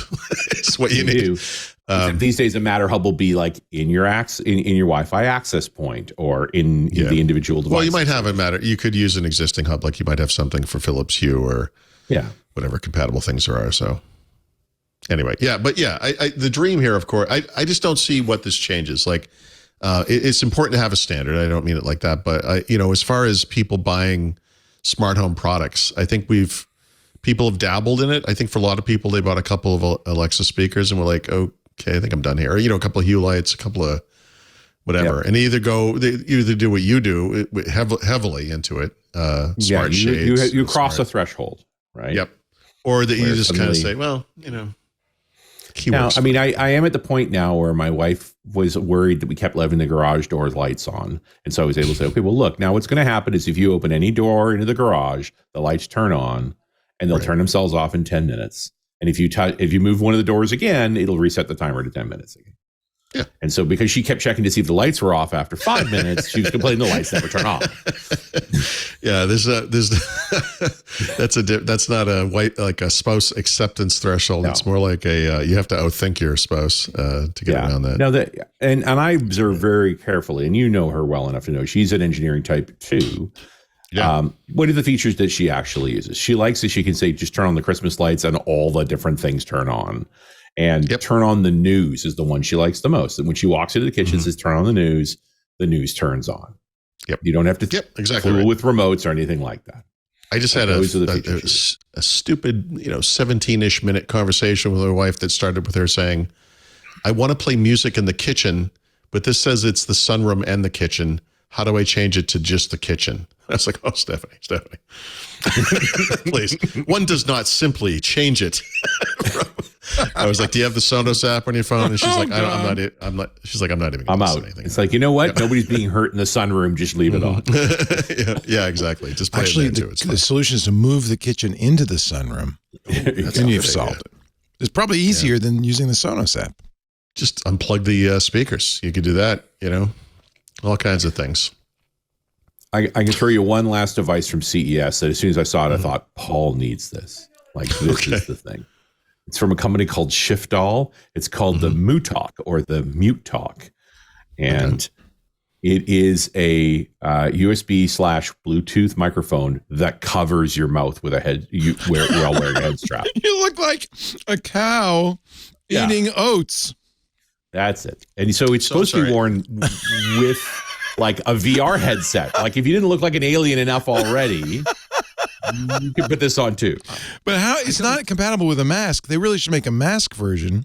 Are there? Oh my God! Yeah. Like that it doesn't could look also weird be at like all. It's like a food bag, like on a horse. It looks like a food bag for a horse. Or it also looks like a CPAP a little bit. It's like I like VR, but I often find myself snoring in the middle of it. Yeah. It's so strange. Oh, this is so you could talk and don't bother the household and nobody else can hear when it. you're shouting, So, "I got you, Theron! I got you!" So my thinking that here is that I company get on an needs to- airplane, I put on a pair of VR goggles and the mute mask, And then see no how one long will sit- before I get arrested. No one will sit next to you, though. And then There's the next beauty of thing it. a federal agent is ripping your mask off because the plane Exactly. made an emergency landing because of the terrorist. Because of the alien on the plane. Yeah. Honey, This company needs to change the position of the T and the F in its name, and it will have it just about right. I'll leave that as an exercise for the listener. You can figure that So out close yourself. to being exactly the right name for this company. Yeah. That's so crazy. great. It's so That is crazy. I love that. They How much see, is and it? that's what. Why do you go to CES? Look, believe me, I would order if they were shipping. I would have ordered half a dozen of them already and sent them to various people, including you. I've got my Christmas presents for next year. It's coming. That's so good. You know, I always thought it was weird that British, like sports announcers, have a microphone that has a lip on it. Have you seen this? Yeah. And they Yeah, press I know it the to their mouth so that they're as close as possible to the microphone. Yeah. And I guess it's to avoid too much background noise. I don't know. I always thought that was really weird. But there was one BBC audio technician. Yeah. That was really senior that If we made could them all only use that mic, get you all to press the microphone against your lip. but not too close. Not too close. So I'll put a guardrail on. There we go. We'll just put a boy. half-inch little piece of metal, and you just press that against your lip, and you're perfect. They need the Mutalk. There you go.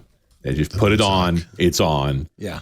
You don't look weird at all. Everything's fine. Like, if you're willing to wear VR goggles, this thing's not a stretch. I'm going to go out on a limb and suggest this product doesn't make it to market. I think this has the feel of something that's looking for funding, you know? The Mutalk. Definitely looks like a rendering. So But wait, there's a products page. there's more. God. Look They at make that. the there's more. Hari Tora X wireless space-saving. wireless full body tracking system. What? Look at those. Look two at these guys. pants. Well, actually, one of them is a human, and the other one appears to be a cartoon. What? What is happening? Oh, because that's the avatar you're controlling. Yeah, Or whatever. this There is you the go. strangest company. Here's Croaky, a very Can you well-named. share your feeling. Jeez. Wow, this is in search of problems that don't exist since 2019. This is like from Mad Magazine. In the year 2023. But in this context, the Mutalk just doesn't seem that odd. No, this is a weird company. The wear space. That's pretty good. A device that allows users to wear a personal space equipped with noise cancellation technology and a partitioning function that visually blocks portions of the space. Sure, I want to put a hood over my head. This is Zaphod Beeblebrox's danger goggles. Yeah, I know, Right? yeah. Where it just blacks out so you don't see the world. And here are prototype in development products. The Flip VR that lets you drink from a soda can. Drink and through VR. What is this? What? I don't see why you Mutalk guys is are in so freaked out development. by the Mutalk is, that's fine. The Pebble Feel, a small device equipped with a Peltier device that can officially heat and cool the human body from the nape of the neck. Yeah. Excellent. Strap that Try on. that into VR. Cook Keep, a time machine for your meals. First, you can put in pre-made meals or leftovers, and they will be kept cool, just like a tiny refrigerator. Later, you can remotely reheat your refrigerated cool food as hot as 90 Tim degrees. Cook would go to town on this thing. What are you combining, a refrigerator and a microwave? Wow, this is a company, Drink Shift. They think differently. A proprietary refrigerator that combines with a smartphone app to automatically detect the inventory of beer in the fridge and each customer's drinking pace. Yeah, right. And then you go up to get the beer, and it's like, no, you have had way too much, buddy. You've exceeded your allotted pace. Does it come to you? I think it's for ordering, right? It automates ordering. Automatically refills your beer so you never run out again. Oh, this project is currently suspended, it says. It probably That's so became fun. sentient. There goes your Christmas present. That was a good one. Yep. Wow, that is all from Shift. I'm sorry, what did you call it? Shiftall.net. I love CES. I'm really glad I'm not there. Actually, this is the stuff I would go for.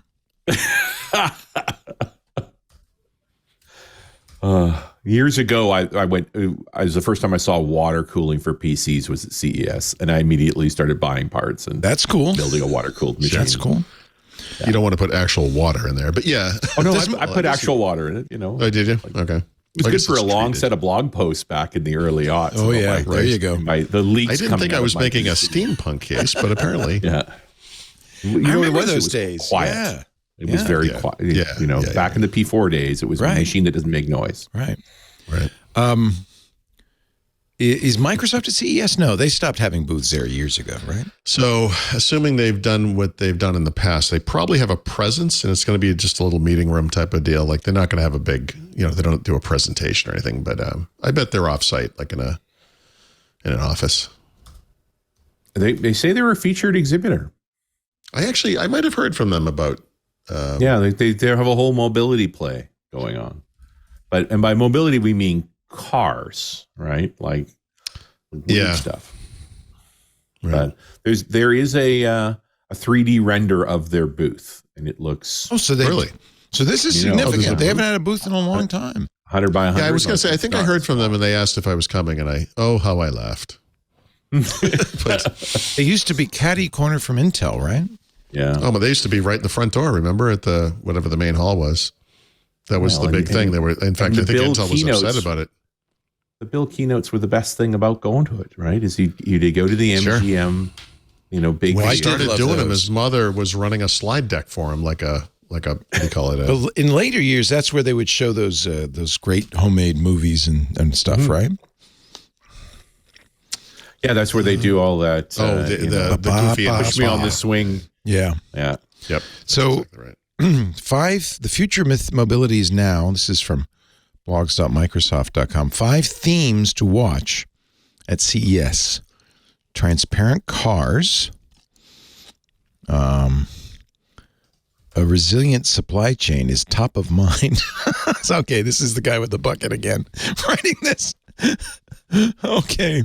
Oh, Lord. Frontline workers, there they are with a Panasonic Tough laptop. Sure.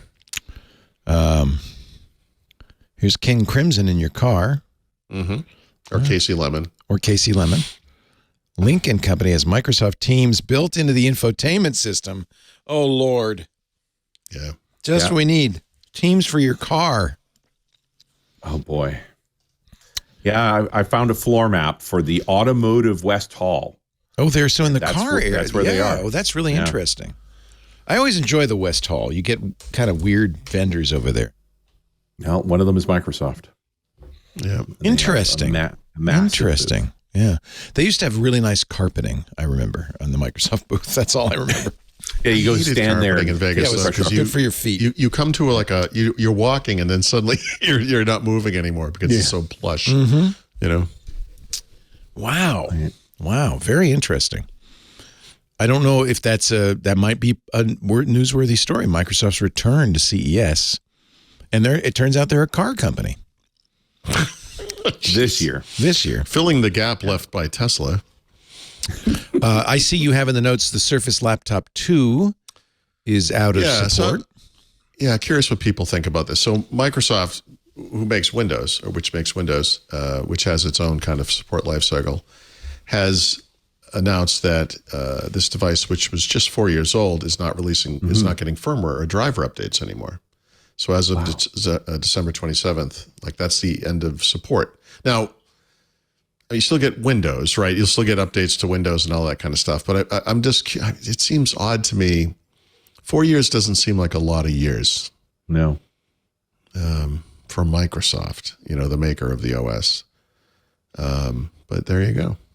And interestingly, I think, my son is actually still using a Surface laptop too. Yes, Lisa does too. Yeah, and I think it's that one. It's a nice little. Was this the first? No, it was the second. I can tell from the name. Yeah. So how to support? But Windows is going to be updated. It just means no BIOS updates, but also driver updates, right? I mean, that's a little. Maybe they got it right. Maybe it's perfect. They don't need to update it. Okay. Just a thought. Maybe. If I were them, that'd be the marketing line I'd use. Perfect. It's perfect. I mean, maybe. Does a product ever Steve Gibson always famously claims he hasn't updated SpinRite since 2004. And he famously claims, well, I don't need to. It's perfect. There are no bugs. Well, in his case, it probably is true. No, it is true. But, it's assembly language. Yeah. Right. I think that's not true of most software. And I would just say, having used a lot of Surface devices. Yeah. I mean, it's a simple, small app that, I shouldn't say this out loud, but, it's possible to get right. It's not an operating system with 200 million lines of code. It's not. That's right. Yep. It also doesn't have tabs. It probably has 200 million lines of code, but yes. And it doesn't work with UEFI. I mean, there was no UEFI when it was written. Right. That's why he's updating it. Hey, everybody, it's Leo Laporte, the founder and host of many of the Twit podcasts. I don't normally talk to you about advertising, but I want to take a moment to do that right now. Our mission statement at Twit, we're dedicated to building a highly engaged community of tech enthusiasts, that's our audience, and you, I guess, since you're listening, by offering them the knowledge they need to understand and use technology in today's world. To do that, we also create partnerships with trusted brands and make important introductions between them and our audience. It's how we finance our podcasts, but it's also, and our audience tells us this all the time, a part of the service we offer. It's a valued bit of information for our audience members. They want to know about great brands like yours. So can we help you by introducing you to our highly qualified audience? And boy, you get a lot with advertising on the Twit podcasts. Partnering with Twit means you're going to get, if I may say so humbly, the gold standard in podcast advertising. And we throw in a lot of valuable services. You get a full service continuity team supporting everything from copywriting to graphic design. I don't think anybody else does this or does this as well as we do. You get ads that are embedded in our content that are unique every time. I read them, our hosts read them. We always over-deliver on impressions. And frankly, we're here to talk about your product. So we really give our listeners a great introduction to what you offer. We've got onboarding services, ad tech with pod sites. That's free for direct clients. We give you a lot of reporting so you know who saw your advertisement. You'll even know how many responded by going to your website. We'll also give you courtesy commercials that you can share across social media and landing pages. We think these are really valuable. People like me and our other hosts talking about your product sincerely and informationally, those are incredibly valuable. You also get other free goodies, mentions in our weekly newsletter that's sent out to thousands of fans. We give bonus ads to people who buy a significant amount of advertising. You'll get social media promotion too. But let me tell you, we are looking for an advertising partner that's going to be with us long term. Visit twit.tv/advertise. Check out our partner testimonials. Tim Broom, founder of IT Pro TV.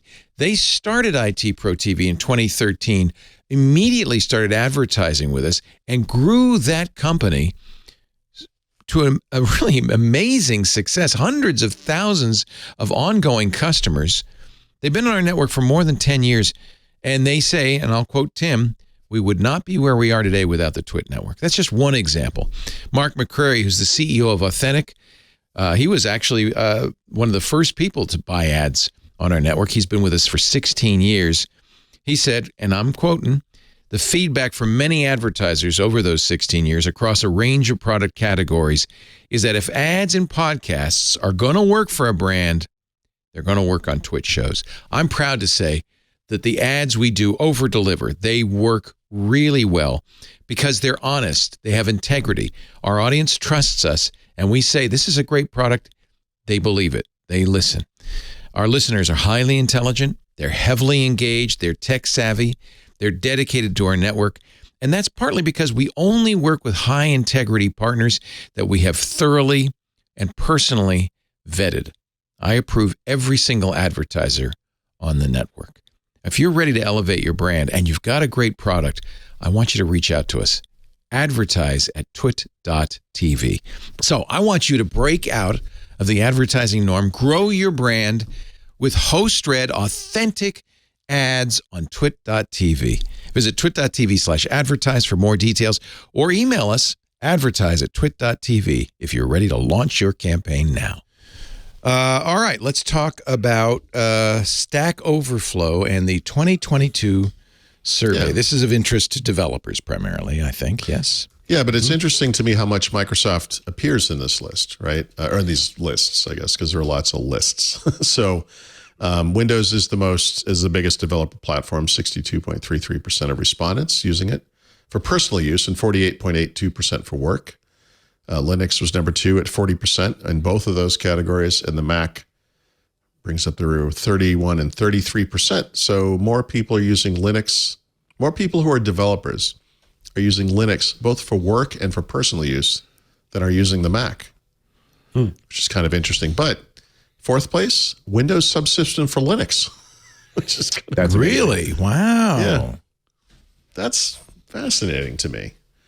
And then, non-developer stuff like synchronous tools, right? Zoom and Microsoft Teams are basically tied for number 1 with 56% usage, which is kind of interesting. Slack rather is not that far behind. Asynchronous tools, there's nothing there from Microsoft, but Notion comes in, I think, in 4th place. Oh, good. Fourth place. Nice. We like 20%. Notion. Yeah. Most popular IDE, Microsoft Visual Studio Code. Yeah. Largely because it's excellent and is cross-platform, right? 75% usage. But in number 2 is normal Visual Studio, which is Windows only. Well, I assume they mean the Windows version. Yeah. I'm talking about Look at that, .NET, 34.5%, number 1 Most framework. popular developer framework, .NET. .NET. I know it's kind of amazing how often they're in here. Even something like ASP.NET on the web framework side is not in. It's probably number 5 or 6, but ASP.NET Core and ASP.NET both have. And I guess if you combine those, you could put them into 3rd place. And on the web framework side. When you combine Visual Studio and Visual Studio Code, Microsoft's got 106% of the market. Yeah. So I should investigate them for Android. I don't understand how that works, but okay.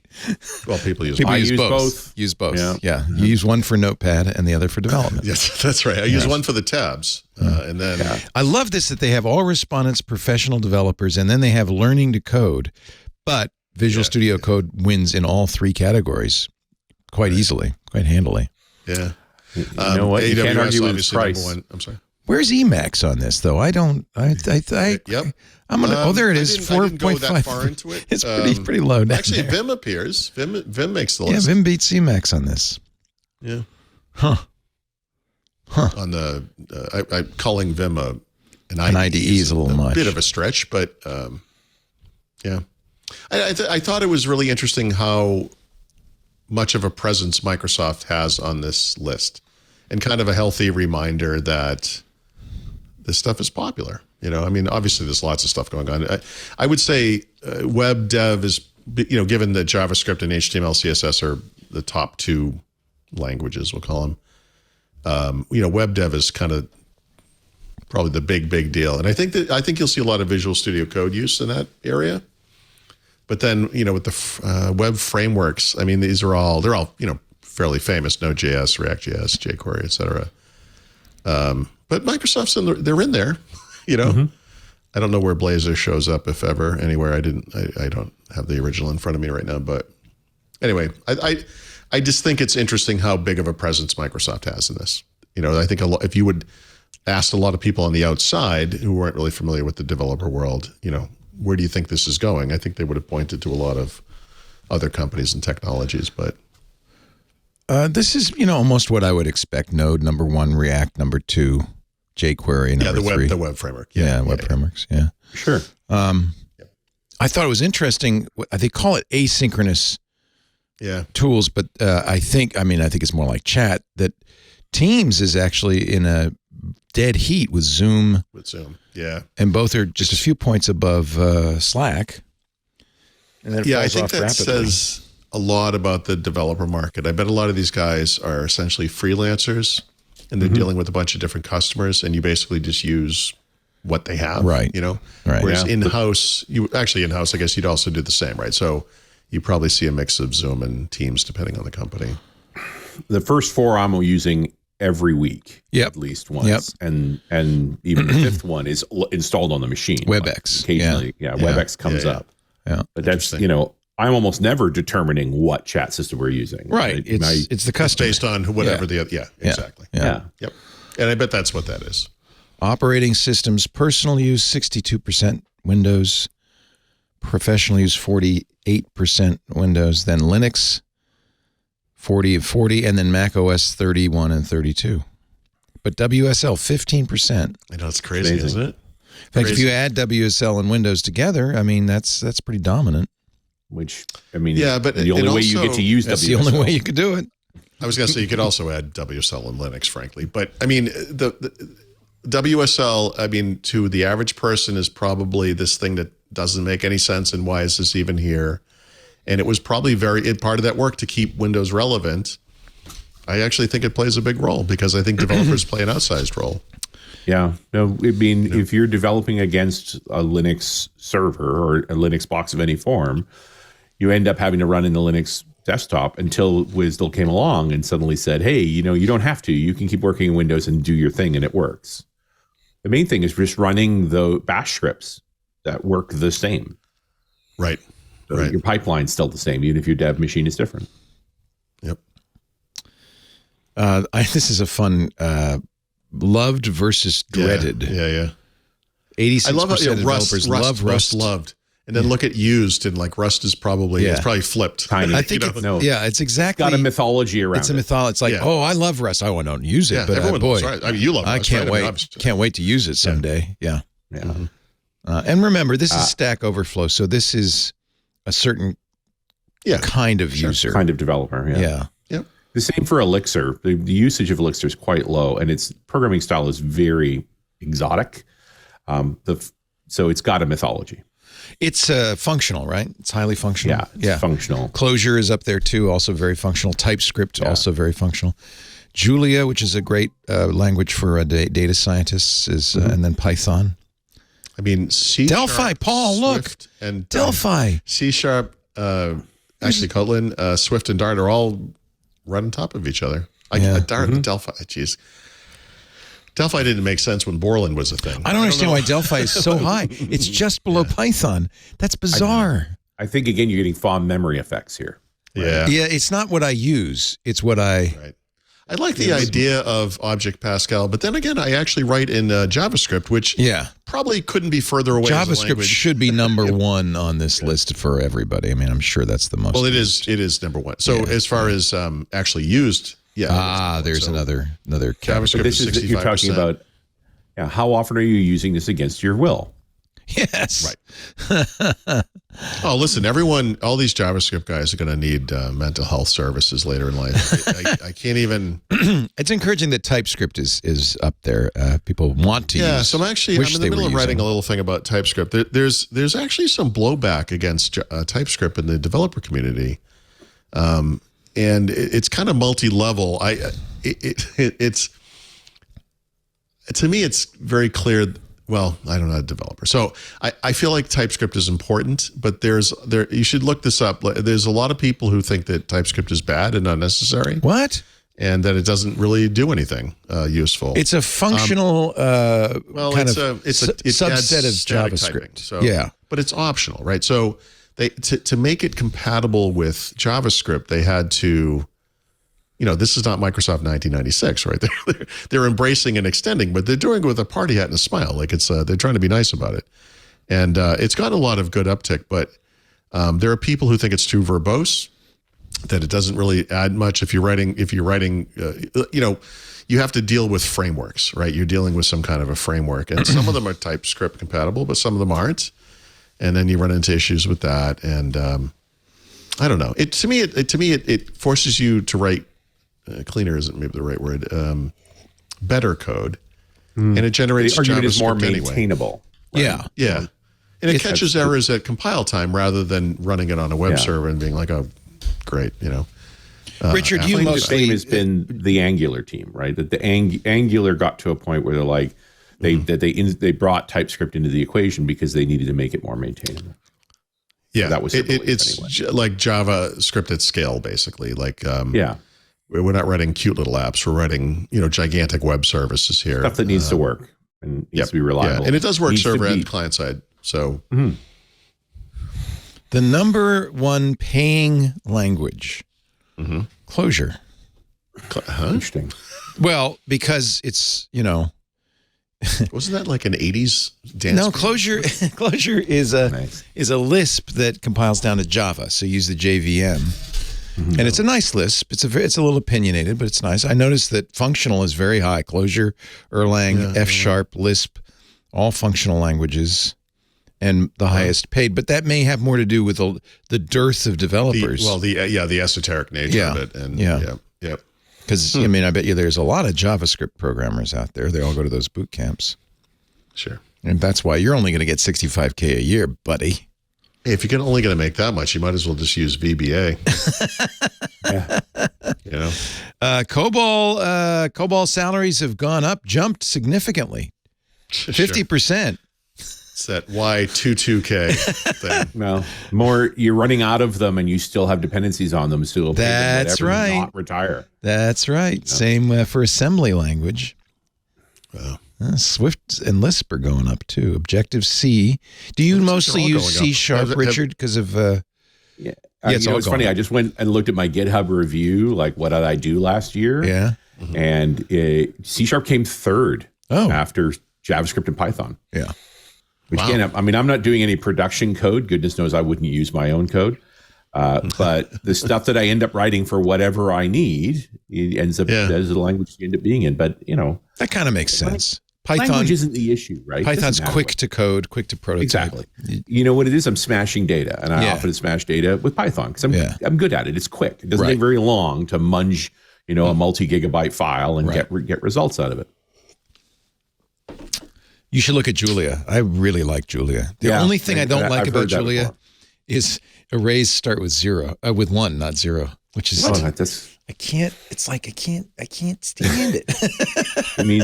It starts with 1 being the 11 element, right? Yeah, and everything. Talk about one-off errors. I would have. I did some coding in it, and I like it. And VS Code has very good support for it, and it's a nice little language. It's actually it might be my second choice, but the reason I don't use Python is because I can't. Another thing I can't stand is the idea of white space being significant. It's like, dude. Well, welcome to YAML land. Yeah. No, I know. I like parentheses. That's all I got. Lots of parentheses. How do you feel about semicolons? No, there's no semicolons in my world. Blockchain. How do people feel about blockchain? Not so good. Not so good. Yep. Not so good. Only 11% very favorable, 21% favorable, 26% indifferent, 15% unfavorable, 16% very unfavorable. Unsure and indifferent seems similar to me. I'm not, this is, you got to take this with a grain of salt. Hey, as long as you're doing surveys, forget doing the Stack Overflow survey. Do the Twit survey. This is where you're gonna get your real payoff here. We do this every month, every year rather, in the first month of the year, January.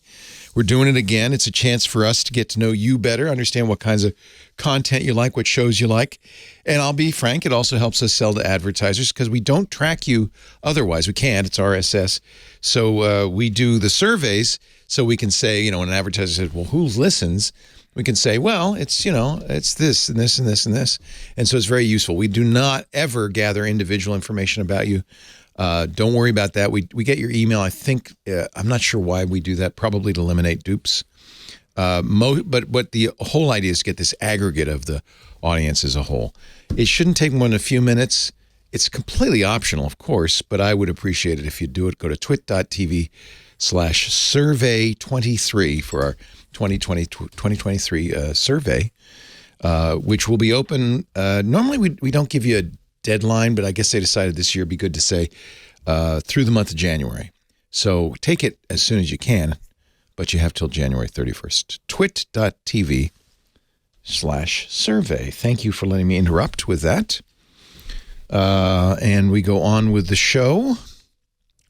Do you have like a Golang section of the survey? Golang. Last year, see how people feel. In an error on the factory floor, they left Linux out as the operating system choices, and we heard about that. Oh, I bet there was some noise. We heard about that. So Linux is now in there. My master plan has been unveiled. Yeah. I think the amount of .NET developers these days that are deploying to Linux is stunning. Oh yeah, you working in the modern version of .NET, and the bottom line is it costs less. Right, same app running in an app service in a Linux context. Isn't that interesting? Yeah. Do you develop differently for Linux than you would for a Windows server or a? I'm not really. No. If you're doing web dev, it's cross-platform and services dev. Yeah, for the most part, it's the client stuff that's not right. And also, you're not developing client software for Linux. You assume your client's using Windows. Yeah, for the most part. Yeah. But mostly they're using phones, right? They're using iOS and Android. Like that's apps. Reality. Right. So an app. Well, not even apps. So Microsoft is getting on the phone PWA, in the same way they're getting on automotive, which is as a backend service. Mm-hmm. So that's interesting. PWAs, which have had kind of weak uptake in consumer space, are doing all right in the enterprise space. Absolutely. Interesting. Because you get rid of, I don't need to go through the flipping store. Oh yeah. I get rid of that problem. Well, right? I still got the icon. Right. I agree that PWAs have not grown as fast as maybe some expected. But on the other hand, I think they're deployed often through stores. So you get things like Clipchamp or Spotify. You don't know that it's a PWA. Yeah. It's an Electron app. Yeah. Right. Yeah. But to me, Electron is not PWA. It's heavy. Well, it's not really. It comes with a browser PWA attached. dump truck is what it is. Yeah. Services. We don't need services. We've got a browser. Yeah. I mean, in the end, most people, the only thing people do with PWAs are creating a manifest so they have an icon. Yeah. Right. Like it's just a way to give people an icon that leads to a web page that looks right. Yep. Oh, okay. So it's really a web page wrapper for most of these guys. Yeah, basically. I mean, really, what you do they have any really offline? Tell the browser to run differently. You can have it, but you don't have to. I know you can have offline, but if people don't do that, that's interesting. People don't do it. So they're not using the service workers or any of that stuff. Because figuring out how to make offline work well is hard. What's easier is just presuming you always have a connection and letting it fail. That's right. And you're almost always right. Exactly right. Except for you're almost always right. There are simple little things you could do. You could support native notifications no matter which platform you're on. That stuff's easy. Well, and the most important reason they don't bother with the offline stuff is those guys can't complain. Because they're offline. Yeah. we'd give you a complaint form, but we can't. We can't get to you. It's like when I had to call T-Mobile for them to switch my eSIM over because right now they don't let you do it self-service. And in the middle of the phone call, The call dropped because they switched the eSIM over. Your phone is not going to work now. It's like, and I'm like, I guess it worked. But to their credit, by the way, they did call me back on the new phone. Might have a little warning might have been nice. Yeah, right in the middle of the call, it just dropped, and I'm like, here we go. No, they did. It worked. It was fine. Let's talk Xbox, Paul's favorite segment. Okay. Well, Leo, I don't know if you caught wind of this little story, but this week on yesterday, there was a pretrial hearing. And previous to that, Microsoft responded officially to the FTC complaint, point by point. That's what you have to do. And I read it. I wrote a story about it. And I thought, this is over. And then I don't know if it was over Christmas. I guess it was between Christmas and New Year's. All of a sudden, the looky-loo started reading this thing. And you started seeing articles like this. Microsoft professes not to know when Call of Duty was first released. How could Microsoft, the company that's going to spend $69 billion on Activision? Recall. So here's the thing, guys. Let's step back from the lectern there. They have to do this, guy. You can't admit to anything in a legal document. Right. It opens you up to further avenues of attack. All you have to do is say, we don't know. You don't have. It doesn't matter if it's easily Googleable. It's not a matter of corporate memory. It is the most nonsense part of it. There's I don't know how many hundreds of points they had to go through. We agree that Microsoft is a corporation that was established in 1976, as alleged by the FTC. That kind of stuff. You have to. Yeah, there's some pro forma stuff. Exactly. But here is a smoking gun that cleverly came out right before Christmas Day. Microsoft says 3 future Bethesda games will be Xbox exclusive. Great. So what? Yeah. So what? But this is, of course, the FTC's fear with the Activision Blizzard deal. All right, let's look at actual numbers. What percentage of Sony, Nintendo, and Microsoft games are exclusive to their consoles? Yeah, probably. Yeah, huge. As of last year. Yeah. Sony, 50%. Nintendo, 40%. Yeah. Microsoft, 10%. Okay. Yeah. There you go. So the point isn't that they shouldn't be allowed to do this, right? The point is they should be able to decide whether to do this or not based on market conditions. They've already if your deal is, I don't want Microsoft to get this company because they're going to keep everything Xbox exclusive, you can build legally binding agreements into a consent decree that will ensure that whatever it is, Call of Duty will appear on the PlayStation for 10 years or whatever it is you want. You can just do that. That's fine. The 3 games that you're talking about, I don't think this disenfranchised anybody. There was nobody like, what? I've been waiting for 3 years for this game. I don't think these are not big games. This is not a big deal.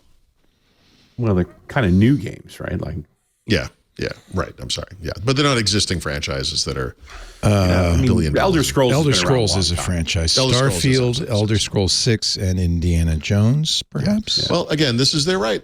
And by the way, if this market worked correctly, you would be able to get Xbox Game Pass on any of those other consoles and play those games. Right? Are we really worried? What are we worried about here? Are we worried about protecting Sony, or are we worried about consumers not getting access to games? Because right now we have 2 dominant parties in this industry that are restricting the access to their games to their own consoles. And then you have Microsoft, which by and large is not. It doesn't mean that they're not going to do it ever. It just means that they're not going to do it as much. Yeah. I think they would happily be third in the restricted games market as part of the consent decree. Right. After this is over, we'll still be in 3rd place. What's the problem? Yeah. We're number 3. Yeah. As Bobby Kotick said in a statement to The Verge. Yeah, we love him. There is no sensible, legitimate reason for a transaction to be prevented from closing. Our industry has enormous competition and few barriers to entry. I might disagree with that. We've seen more devices than ever before, enabling players a wide range of choices to play games. Hey, honey, I like your skirt. Engines and tools are freely available to... That was a startlingly accurate depiction of that man. But engines and tools are freely available to developers large and small. The breadth and distribution... So go back up to the... go to ahead. the forward charts or whatever. Yeah. Look at the purple ones, right? So this is Xbox share of mobile gaming, right? Not such a big share there. Nothing. That's why they're doing this. This is the acquisition. But wait a minute. Wait a minute. Xbox is not mobile. Why should it have any share of mobile Because gaming? the one on the right says what it's going to look like after this acquisition goes through. Okay. They're going to go from 0.3% to 4%. Right. This is not going to shake the market up. I have a question for you. Yeah. Because it's still pure rumor, although it came from Mark Gurman, who is a well-connected guy at Bloomberg, that Apple is going to, in fact, allow third-party app stores because it's going to be forced to by the EU, at which point, and Epic, Tim Sweeney kind of went nudge, nudge, wink, wink. Yeah, you'll be able to get Fortnite on villain every time something happens. By You'll the be way, able to get Fortnite on iOS this year. Yeah. So it's I think it's expected that Epic will have an app store. Microsoft finally will be able to have its app store on iOS. Yeah, the issue is going to be what the terms are, right? Because this is Apple, right? Yeah, you want to get excited about something like this. Oh yeah, but Apple. They always have slow walk it. They'll figure out a way much as possible. Nevertheless, that's going to change this pie chart significantly. Yeah. Oh, sure, I guess. I mean, but I know there's a lot of debate around the stuff we argued about that time about Apple and app stores and blah blah blah whatever, but. I think that the thing we could probably all agree on is that it is in Apple's best interest to fight this as hard as they can to secure the best possible percentage on the other end, right? I think that's what this is really about. I don't believe that Apple believes that what it's doing is right. I think it just knows it has to fight as much as it can so that when we're done, the revenue share doesn't go from 30% to 3%. Yes, it goes to 15% or whatever the number is. It doesn't matter. It's a negotiation at this point. That's right. And Sony and Nintendo are in the same boat. That's right. For the same reason. Although smaller markets, they all have incentives. Once the biggest domino falls, we're going to move on to the other markets for sure. But Apple, Google are, 1 and 1, right? So, it is inevitable that this changes. It is.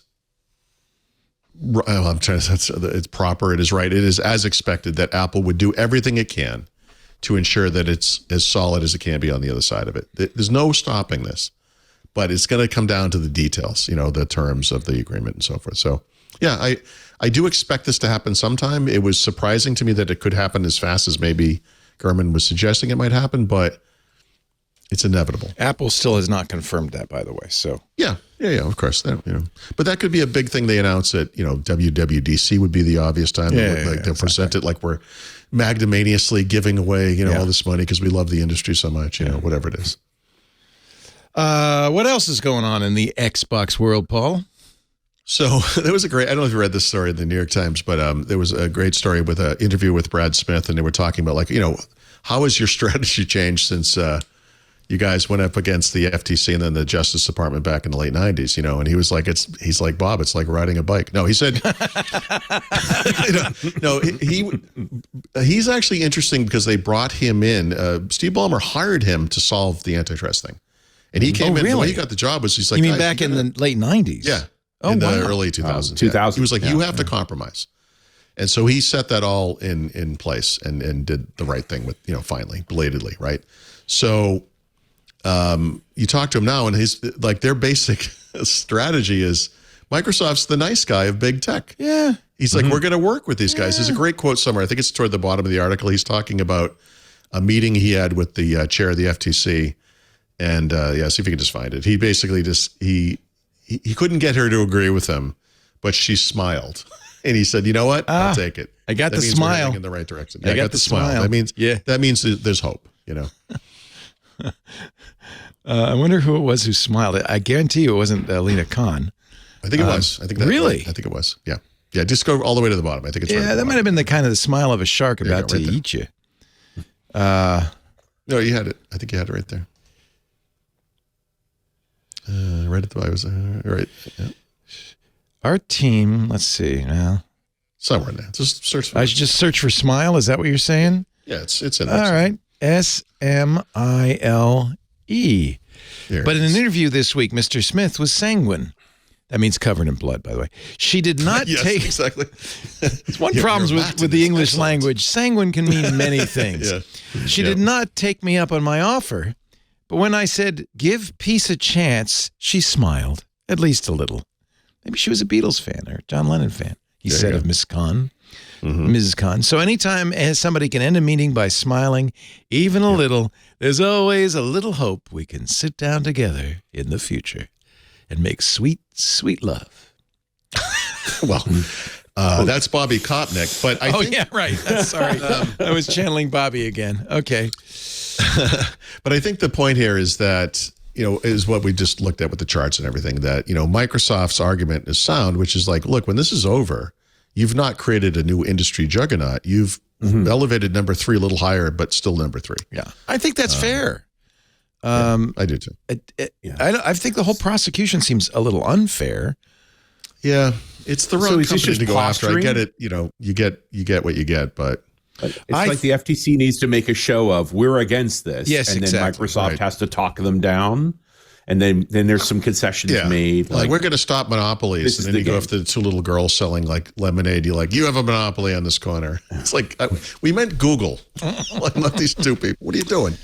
I also think Lena Khan has something to prove at this point. And unfortunately, Microsoft is the one that got caught in the crosshairs. But so far, it's just shuffling paperwork and press releases, right? Like they're not actually blocking anything. It isn't costing anything. They may miss their deadline, but so what?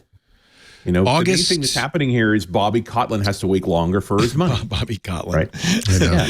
Bobby Kotlin is the beloved version of Bobby Kotick. Okay. Yeah. Bobby Closure is the one that makes the most money. It makes the most money. All right. Be the nice guy. I think that's a good strategy. Hey. Yeah. Bobby Tables is the guy who ruined your database. Yeah, he's ruined your SQL database. Okay. Microsoft embracing unions, something so Apple obviously and Google big tech has been fighting unionization right all over the place. And Microsoft has come out publicly and said, look, if this is what happens, we support it. We'll, act in best faith. They said with regards to Activision Blizzard, but there's been some union talk there in certain parts of that company. We will support that, no problem. And ZeniMax, which is the company that owns Bethesda, which Microsoft bought almost 2 years ago, I guess 18 months ago, whatever.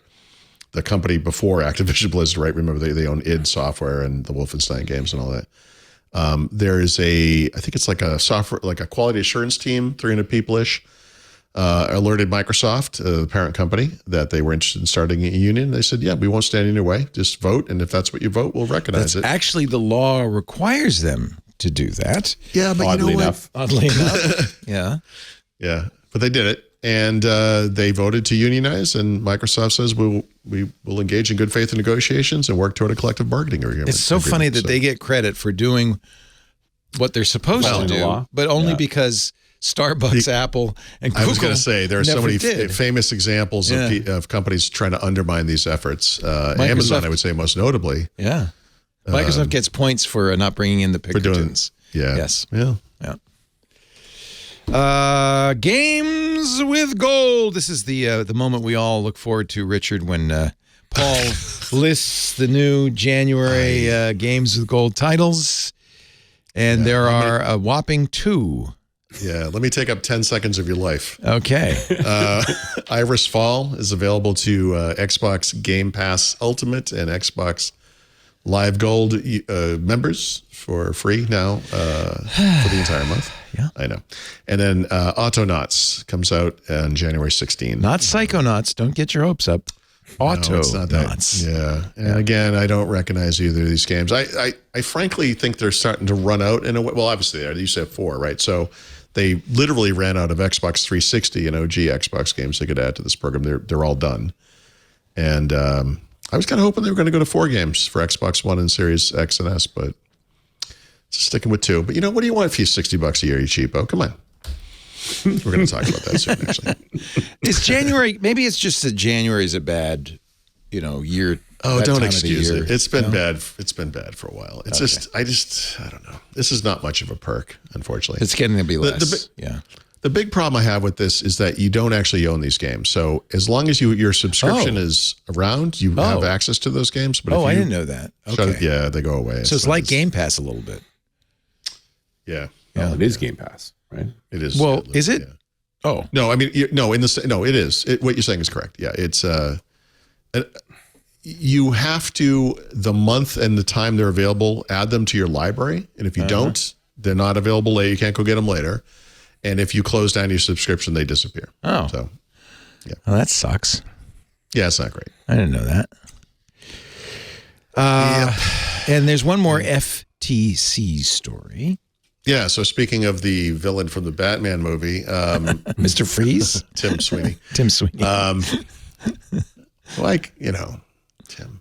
Anyway, his company, Epic Games, which is embroiled in that big lawsuit with both Apple and Google over their online stores, has agreed to pay a $520 million fine related to allegations that it will not admit to. That it used dark patterns in Fortnite especially to trick kids into buying things they couldn't afford and weren't paying for anyway. And what was the other one? And collecting the personal information of children under the age of 13 and enabling real-time voice and text chat communications for children and teens by default. These children and teens were bullied and threatened and harassed, et cetera, as you would expect, because if you've ever played a game online, that's what happens. That's Fortnite, baby. Yeah, that's why they love it. I mute the world on Xbox. That's why I just mute everybody. I don't want to listen to any of that stuff. So none of it's good. The FTC says, I know this is the word. I know what you're going to say. Children and teens have been bullied, threatened, harassed, and exposed to dangerous and psychologically traumatizing issues such as suicide while on Fortnite. These default settings, along with Epic's role in matching children and teens with strangers to play Fortnite while together, wearing a trench coat and a hat, harmed children and teens. I mean, the upside here is they have a really good matchmaking system now. No, so unfortunately, this is like they never played a game. Yeah, I know. Like but these are Fortnite children for internet. Right? It's children. The issue is children. In other words, let little Bobby play Call of Duty while we're having dinner, and he's in there with adults, and they're all doing what they do. Now, this is more legit. Fortnite's counterintuitive, inconsistent, and confusing button configuration. Yeah. I have a confusing button configuration right here. I can't get the middle button. The thing that cracks me up about this is back when my kids were really little, we had this weekend event where I was doing something on my computer and I got an email and it said, your bill from Apple. And it was like $300. Yeah.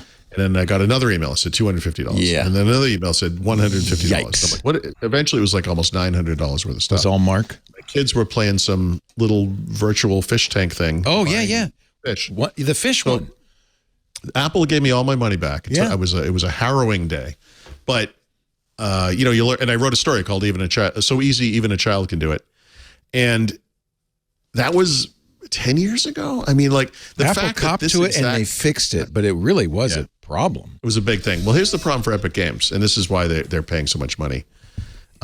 There were over 1 million customer complaints and employees inside the company who kept raising this issue, and it was just ignored over some period of years. Wow. So they're paying, what is it, $520 million? Yeah, 245 million of that Yeah. is going back to refunds. Yeah, exactly. Yeah. But look at how much money they make. Like I know. I can't, look at a $500 million fine and say, we're not bankrupt. It made sense. Like, we'll pay that fine and we're still whole, because we good. made so much money. Yeah. Yep. And I have just been informed we do not actually ask for your email address in the survey. So there's another reason to go right now to twit.tv/survey23.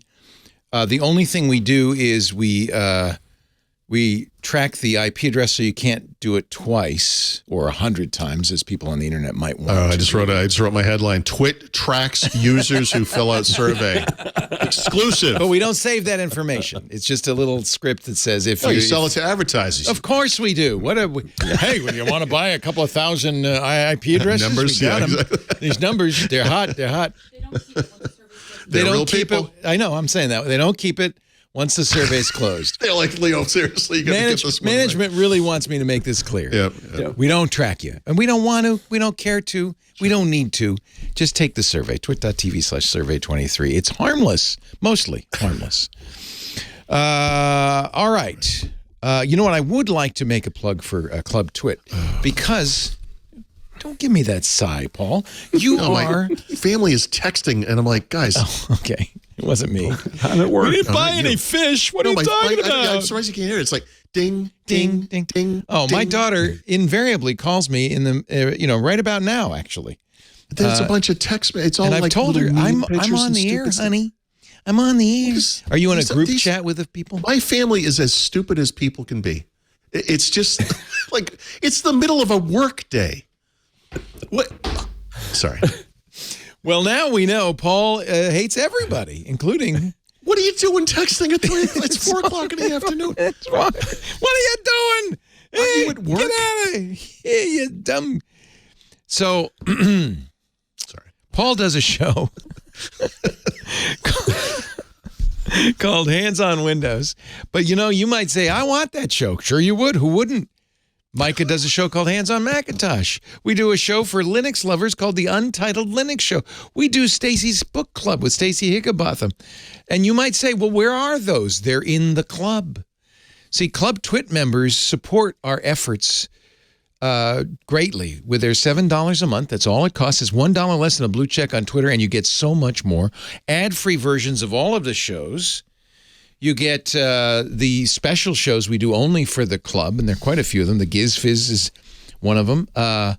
You also get stuff before and after the shows that don't make it into the podcasts. And I think probably, in my opinion, the greatest benefit is our wonderful Club Twit Discord. Paul's in there. In fact, Richard, I'd be glad to send you a membership. So I didn't. I have the new. See, this is what happens. I set up a new computer. I always forget Discord. You got to put Discord on there. Club Twit's great. We got 3 events in the books. The book club is January 12th, next week, on a Thursday.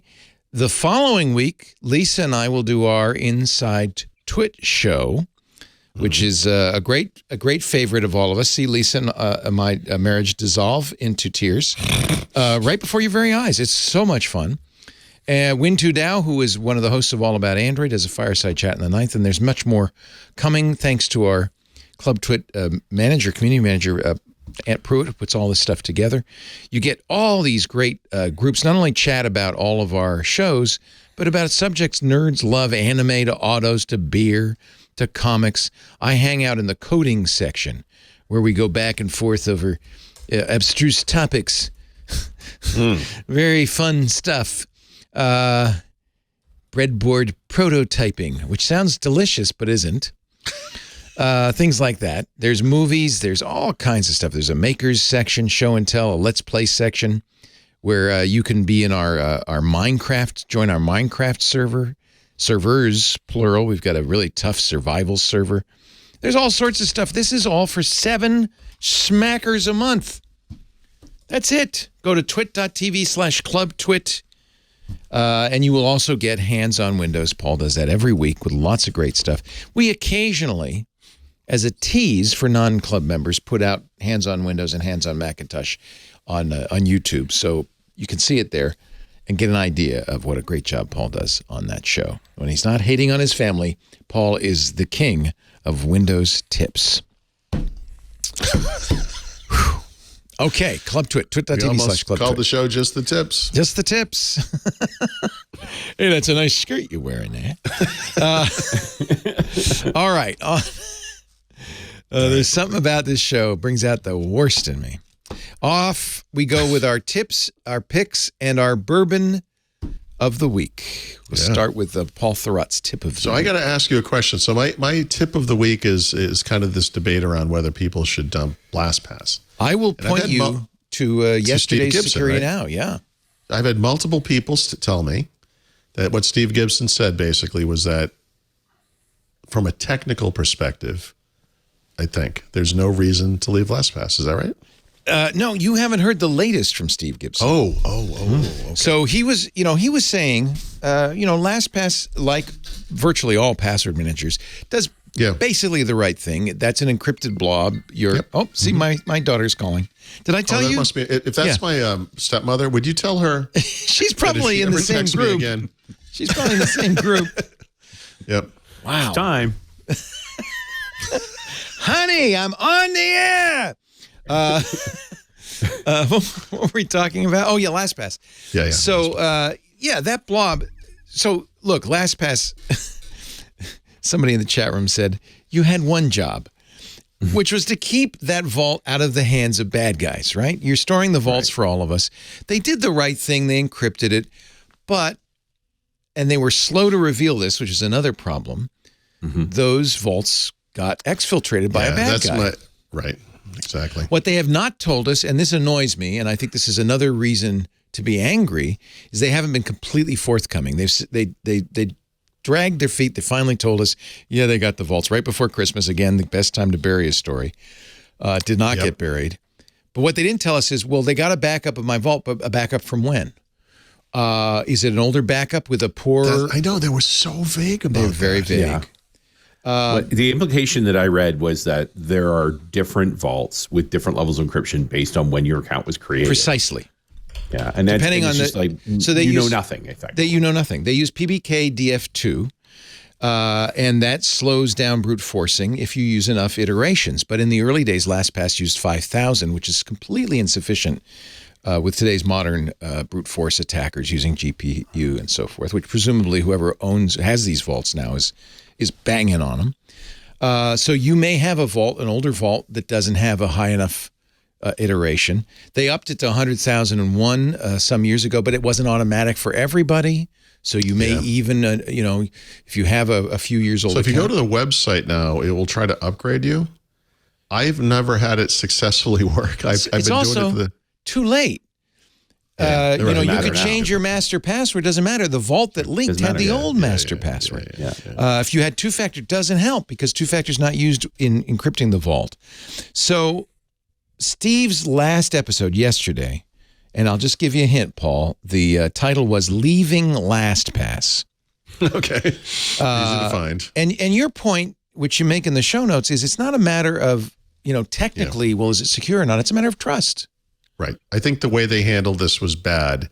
I guess Rich and I were talking earlier. I think I referred to it as a knee-jerk reaction. He's like, well, it's not really knee-jerk, but fair enough. It's a little bit of it. No, it's a little bit like, well, screw them. There's a lot of work, right? I mean, by the way, even if you're staying with LastPass, there's a lot of work you should be doing. And I would say also, for most people, you're fine. And for most people, any password manager, even a not so good one, is much better than no password manager. But if, for instance, you used your master password anywhere else, I know. Trouble. In which case, I still had a Windows phone registered in my LastPass account. That's how long it's been since why I ever used this take thing. a password out? Yeah. Well, and that's one of the things I do with LastPass is I do go through sorted by last login and get rid of old accounts and things. That's very smart. Because those passwords are probably encrypted with PBKDF2 poorly. Yeah. So you're right to do that. And it's not. I would move off of LastPass. I've been in it for years. The problem is the wife. I finally got her using it in the family's configuration. We have a shared pool. Here. Like we have it's not me. I'll do it. I would even find that a reasonably entertaining Sunday afternoon. A two-room Sonos zone. She's not going to be able to handle this. This is put her on the sun porch and say, "Honey, you can't get out until you change your password manager." Yeah. But and it's important to mention. So Steve did move.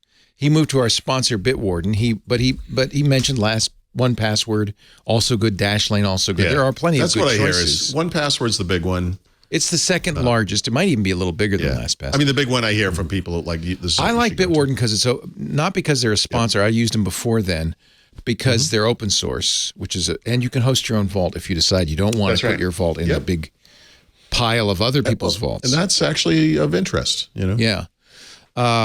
So I think Bitwarden. But the problem is, you got a week's work because you got to go change all those passwords because they are now potentially. You know what? I listen. Maybe this is a good thing, and I mean that in a kind of roundabout way because this is maybe work that people should have been doing all along and don't, and maybe this is the push we need. Oh, that's a good point. To start changing some passwords and get rid of old things that are no longer relevant.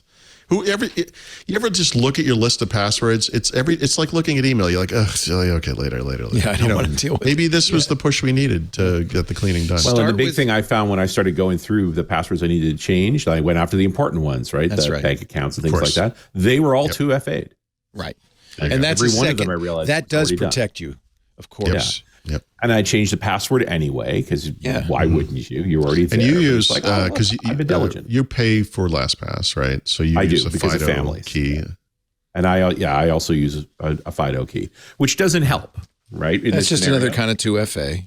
I use my YubiKey. I use my YubiKey. I got mine right here. Yeah. But the real problem here is it's got nothing to do with the stolen vaults, right? It only controls my access to my vault myself through their interface. There were some things that they did poorly in. It could have done better. Bitwarden, 1Password, and others encrypt the names of the sites you have passwords for. Apparently, LastPass did not. No, right. Which means the bad guys at the very least got a list of sites you visit.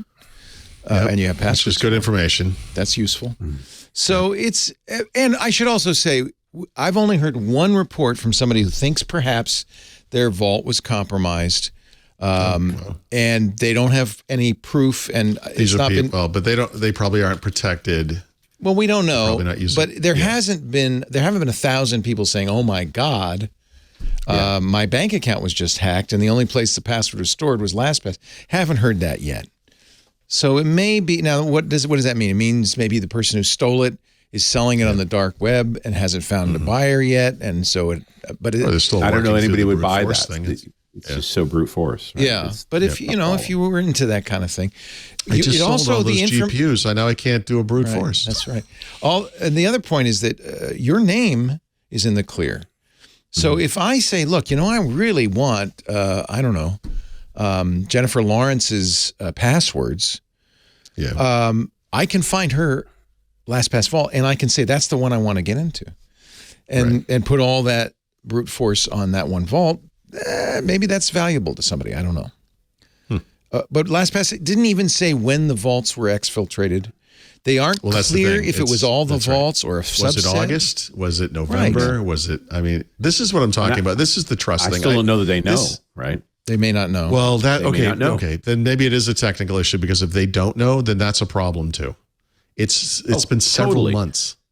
Yeah, and the question is it better to say we don't know than it is to say There, in my opinion, what it looks like. And by the way, they were a sponsor for years. I feel a little guilty because I've thousands of people that use LastPass. Steve recommended it. They were studio sponsors in 2020, but they've gone through a couple of ownership changes. They're not the same people we dealt with. Which, by the way, I think a lot of people don't know. They're owned by GoTo now. No, they're not. They're not. So they were bought by the Log Me In folks. A while ago. They were bought by the Log Me In folks, who then sold it off last year to an equity capital company, has then, which is, by the way, the worst thing that can happen to any company, right? You know, as soon as the equity capital... They also own the music of Fleetwood Mac or something? Yeah, What is as soon as they buy that, they try to start making the debt back by selling pieces off and doing stuff, and perhaps even saying to the executives, by the way, it's all new executives as well, really got to cut the costs here. Maybe could you not salt and hash? Does that make a difference? And then they spun it out. So it's now an independent company spun off of Log Me In, which was bought by Equity Capital. So it's gone through different hands over the last year. How many skilled people were shaken off in those shuffles? Exactly. Whose options were messed with, whose share buyouts were played with, like all of those sort of things. Like, you know what? I'm just going to. There's only so many of us. I'm going to cash out. That will never happen to Twitter. So. You know what's great about that is we now have a kind of like a transparent view of what happens to a company when equity capital or somebody who's trying to make back the debt buys it. They take the toilet paper out. The chain of dollars is amazing, right? Like Log Me In got it for $100 million, and then Francesco Partners got it for $4 billion. Like, did it really become 40 times more valuable? Really? By the way, maybe one of the reasons they got so much is because they advertised for several years. They've told us this. They said, thank you. It really helped us up our price because of we helped build awareness. We certainly built the number of customers and the most valuable customers, which are enterprise customers. Now, I'm actually totally misstating this. The $4 billion cash deal was to take Log Me In private. Yes. Right, they bought out the stock of everything that was in there, but they took it private in the value, and now they've spun off just now. LastPass. They spun it off. Yeah, that's it. So, anyway, I apologize. Oh, is that your daughter now, Richard? So we got a full sweep here. All the family. Me. I'm trying. You know the big thing that I do? I have all of the ringers turned off. Oh, that's smart. So they may be calling me. I got my phone turned off, by but the the way, watch I do sometimes too, but it stays comes on. to my watch. Yeah, the watch. That's what I'm trying to figure. I put it on airplane mode. And I still got a text. Yeah, the watch. You know the watch is in work mode.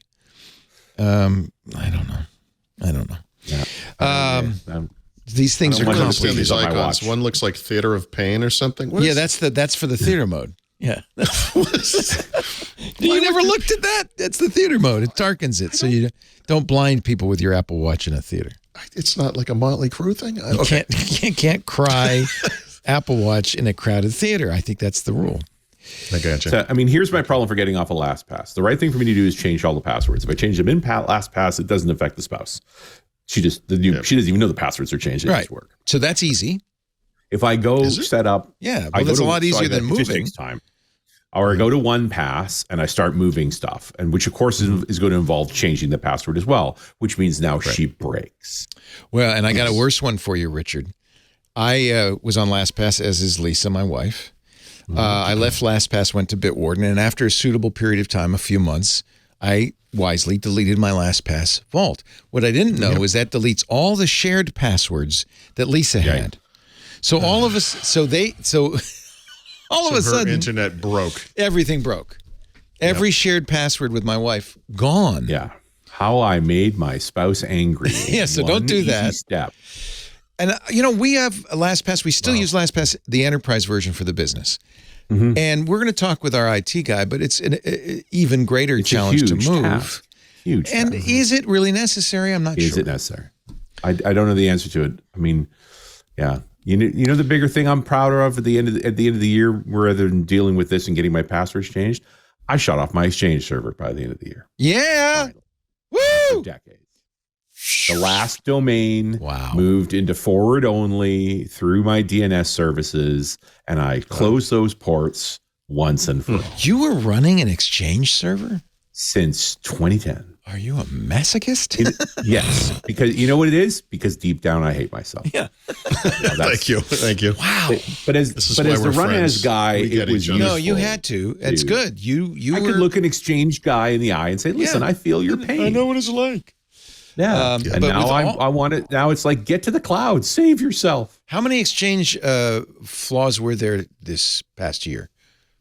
Kept going for months. Kept going, and they were big ones too. Yes. And in many cases, they were unfixable. They were like, you should close your ports, like until we get this dealt with. Well, it sounds like it's fixable then. Just close your Yeah. ports. Just turn it off. I mean, What does that turn the server into exactly? What did you do with that mail? Did you move it somewhere else? I've been migrating to M365 for a while and shading accounts for friends and things bit by bit. I had one domain left that was really only used by a couple of people, and constantly dealing with that. And finally, just the answer is I'm just going to mail forward to your Gmail, and I'm shutting this down. Bye-bye. I'm keeping the domain, but and to be honest, the VM's still running. The ports are closed. Yeah. Well, that's fine. Yeah. So the mail's still there. You still could access it if you had to. Or It's just that if you send email to those accounts now, it forwards to another box. So you can't send mail to it. In theory, it could send mail out. It's my, the funny one, of course, is I own guh.com, guh.com. I got it in like 1995. There's no 3-letter .coms left. And it is a portable DDoS attack. It gets 6 to 10 million spam a month. I can point that MX record at any IP address you want to screw up, and it will screw it up. That's great. GUH? H.com. Is that an initial? Is that? It's just a sound you make when you fall on your face. Yeah. Exactly. What a great site. Tip over, hit the ground. It's like food, great. right? Well, it's just a word. One of the guys who helped me start Twit many years ago, Dane owned hey.com. Wow. And he always said, "This is my new retirement." Offers. I get 6-figure offers on it routinely. Why don't you sell it? Because I got so many email addresses attached, so many accounts attached to it. You made me untangling that from myself like that. It cost me $100,000. Insanity. He sold it. Eventually, sold it to Jason Fried. They created a Hey Mail I think I hope he sold it. I hope Dane Golden, I hope you sold it for millions of bucks. Yeah, I don't know if that's true. I guess there is a number there where it's like it's worth. It was a big number. Yeah, in fact, Freed said it was a eye-watering number. So Gmail could be something. Gmail. Yeah, but over the years, I've literally different services I've used for proxying that, where I've called them and said, "Listen, you need to understand." And they're like, let's just do it. I'm like, okay, I'm going to move it over. And then the guy's watching his machine and just like, oh my God, like, it's millions. That's hysterical. So, Why is it because people want that 3-letter domain? They're trying to steal it? No, because it's so old. It's on every list. Oh, it's been around for so long. It's never Back been when the removed. Internet Directory was a paper book. Yeah, That's why I generally don't tell people my email addresses, because I don't want that to happen. No, and you're exactly right. And for better or worse, like I'm sure you're in your boat too, where it's like, hey, a lot of people who listen to the show email me periodically, right? Yeah, like it's, right. You want to have an email. You're part of their lives, Yeah. for better or worse. And so I don't hide my email address. It's not that big I don't of a deal. hide it. Right. I bury it. Yeah, And I figure have if you good want me filters. bad enough, you'll figure it out. Yeah, and I've got good filters. There's email addresses that Yes. go into separate boxes that I only read on Sundays. Oh, yes. Right? Like, I mean, that's what you got to do. I do have a domain that is my primary. Well, it's not primary. It's it's near and dear to my heart. That's 3 letters, 2 letters. So that is a nice short 6-letter. Yeah, I like that. Love it. I use that one a lot. Anyway, I'm very happy about being exchangeless. Yes, I bet you are. Yes. Paul, have you decided whether you're going to dump LastPass or no? So I haven't been actively using it. I still have an account. My wife is that's actively good. using it. She is. I think it's it's something we have to talk about. I think I understand the argument in either direction. Lisa wants to move, understands how hard that's going to be. Yep. Yeah. And I said, I'll help you. We'll get it done. It's the good news. She's It's willing, easy. I would do it. It's easy to move the data. It's an export from LastPass and import into whatever you. Yeah, it's Bitwarden probably takes the it right out. tiniest, little. That's the simplest CSV part. file or whatever. Yeah, it's a CSV file. Exactly. Yeah, it's fairly tiny. But that's not the scary part. The scary part is you're going to uninstall LastPass from your device, and you're going to install the new thing on your device. You don't want both of them on there once. You have to do this everywhere. No, I for a long time had both LastPass and Bitwarden running because I wanted a smooth transition. Oh, interesting. Do it side by side. Side by side. Actually, if that you're works on, fine. I know on iOS you can have 2 or more associated at one time for autofill. I use Apple's so- password manager autofill so as when- well as Bitwarden. That's right. You can choose at the time of password insertion. Right? So you can do that, and I did that because I thought it was prudent. And I think I probably kept that LastPass account for maybe as much as a year before. Wow. Interesting. The hard thing was okay. But what happens with delete it. autofill if you have 2 of them? You choose. You choose. You choose. It's not hard to do that. Yeah. And I think it was Well, maybe we'll do prudent. side by side. It was absolutely prudent to keep them both just in case. But Well, at one this could point, be weeks of talking points as we do this. Oh, it has transition been. and It various has been. fates of screaming. Yeah. I think at the very least, this should be like I said, an opportunity for people to at least go look at their passwords and maybe change the most important ones at the very least. Banks, anything that has your credit card information, whatever, merchants, etc. I got to go. right, The you septic convinced tank me. guys I'm gonna just start the called. mission. More important than that, I got to pump the septic tank.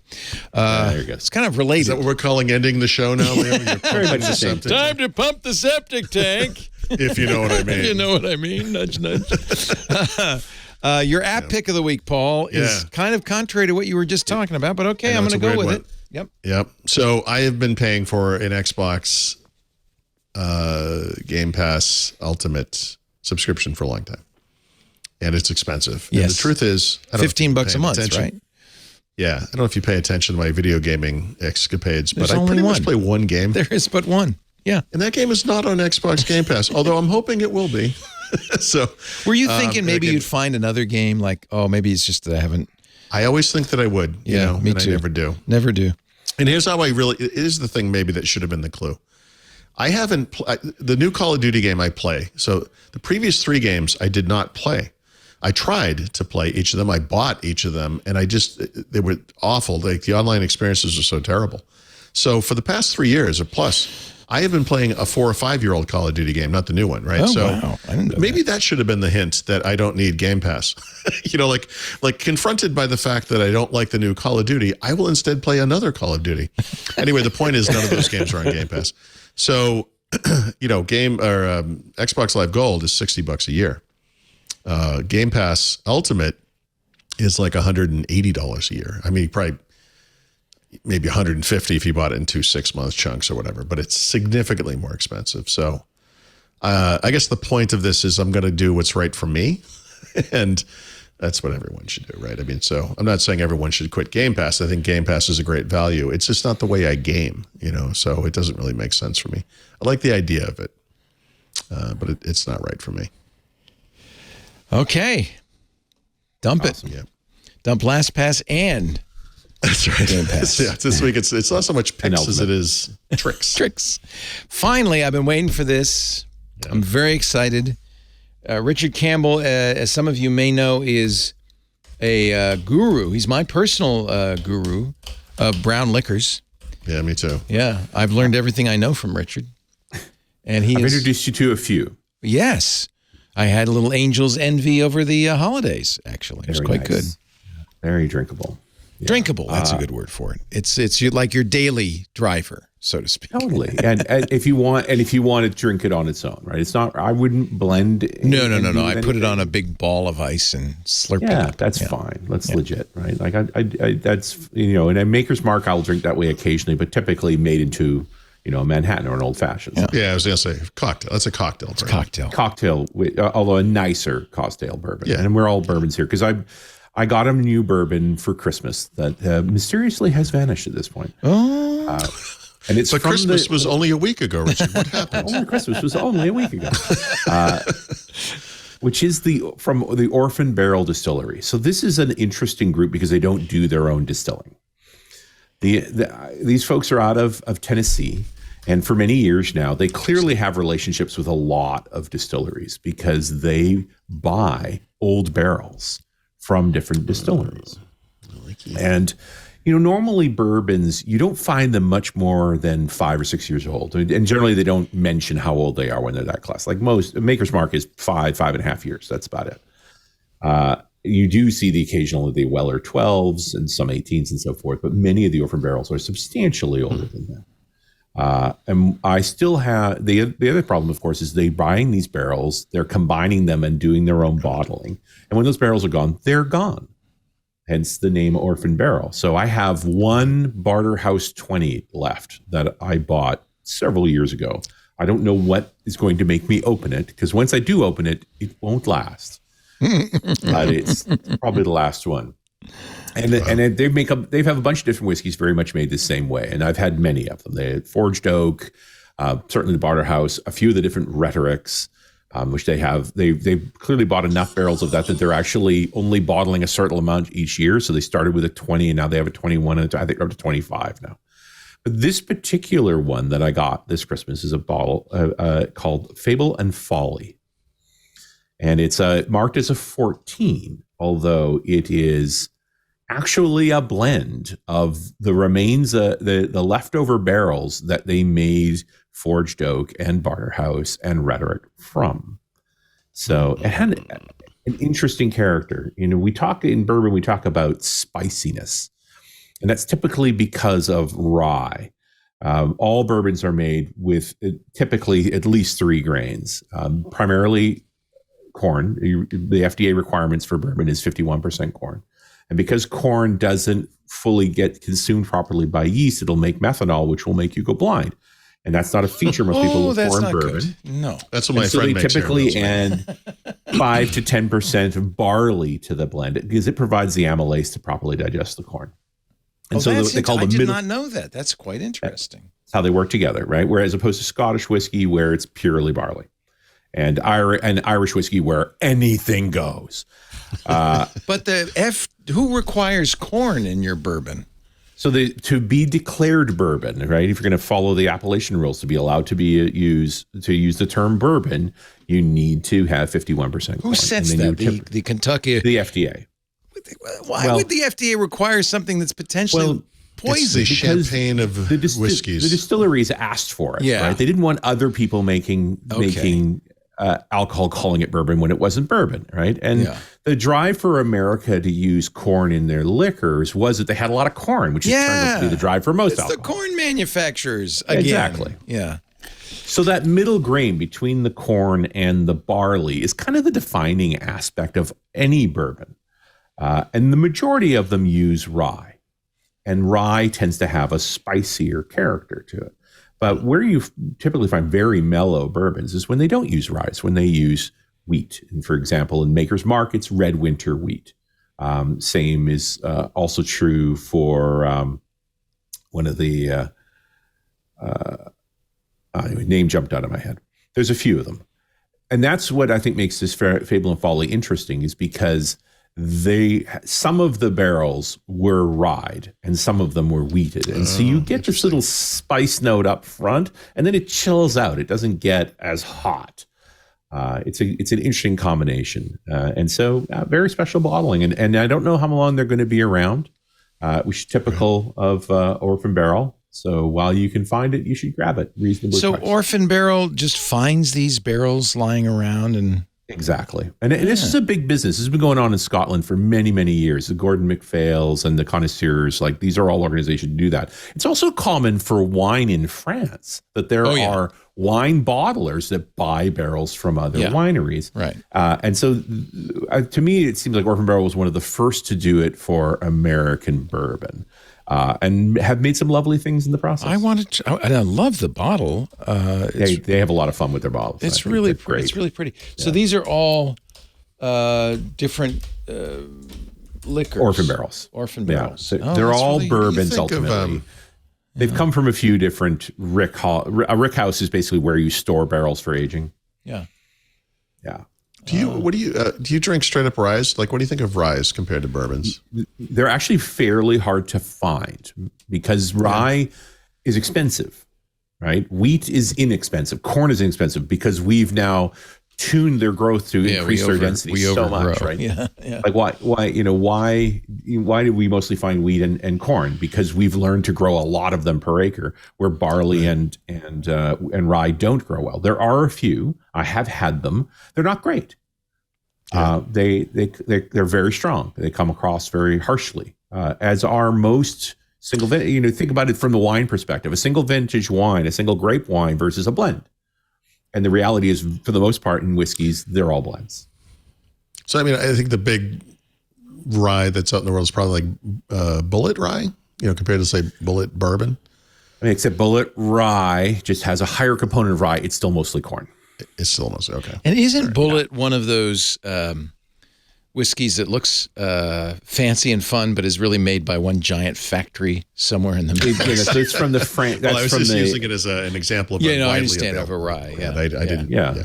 And that company has some other issues. They're out of Frankfurt, Kentucky. Okay. Yeah. They're Kentucky bourbon. And so there's a massive distillery there that makes a huge array of different. That's the thing to know. I mean, they make so many different ones, and you think, I'm getting, Pappy this Van Cornhusker, and it's handmade, something. It's like not exactly. There's a list somewhere I've read of. Yeah, and the same comes down with Scottish whiskies, where Diageo owns over half of all the distilleries. Yeah, it's true in all liquors.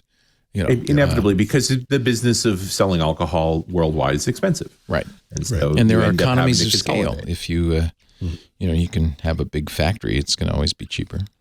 Mm-hmm. Very good. Well, I am now off to order some Orphan Barrel. You think Folly and Fable is the best? I see some others. You know what? None of them are bad. Full stop. What can you find? Yeah. Which you should be able to find the Folly and Fable right now. And I'll have one more question, because we don't get a chance to ask Richard these booze questions as often as I'd like. Folly and Fable's 14-year. Yeah. But they have a 25 and a 20-year. Sure. Is older better? Like wine isn't always better when it's older. Yeah, like wine, depends. Depends. One of the things, and I'm not sure if this is true in the FDA rules for bourbon. It's certainly true for Scottish whiskey, which is that the youngest thing that goes in the bottle is the year you're allowed to use. So often there are older things also in the bottle. You're just not allowed to say that. So it's typically that's what's youngest in the bottle. Because these are blends. All of them are blends. Yeah. This is the truth, right? They're all blends, right? They're either a blend of grains. They're inevitably a blend of barrels. Even if those barrels all came from the same year, it's multiple barrels, right? A given barrel is going to only hold 200 to 300 bottles of booze. But you do see single barrel, bourbons or single barrel scotches. Are those really single barrel, or that's just some of them are? Okay, and some of them are from a given casking. Like they play with language. Yeah, that's close though. It's all in the same place. A true single barrel or single cask will have a number on it, right? Because it'll be one of 300. Which barrel? Yeah.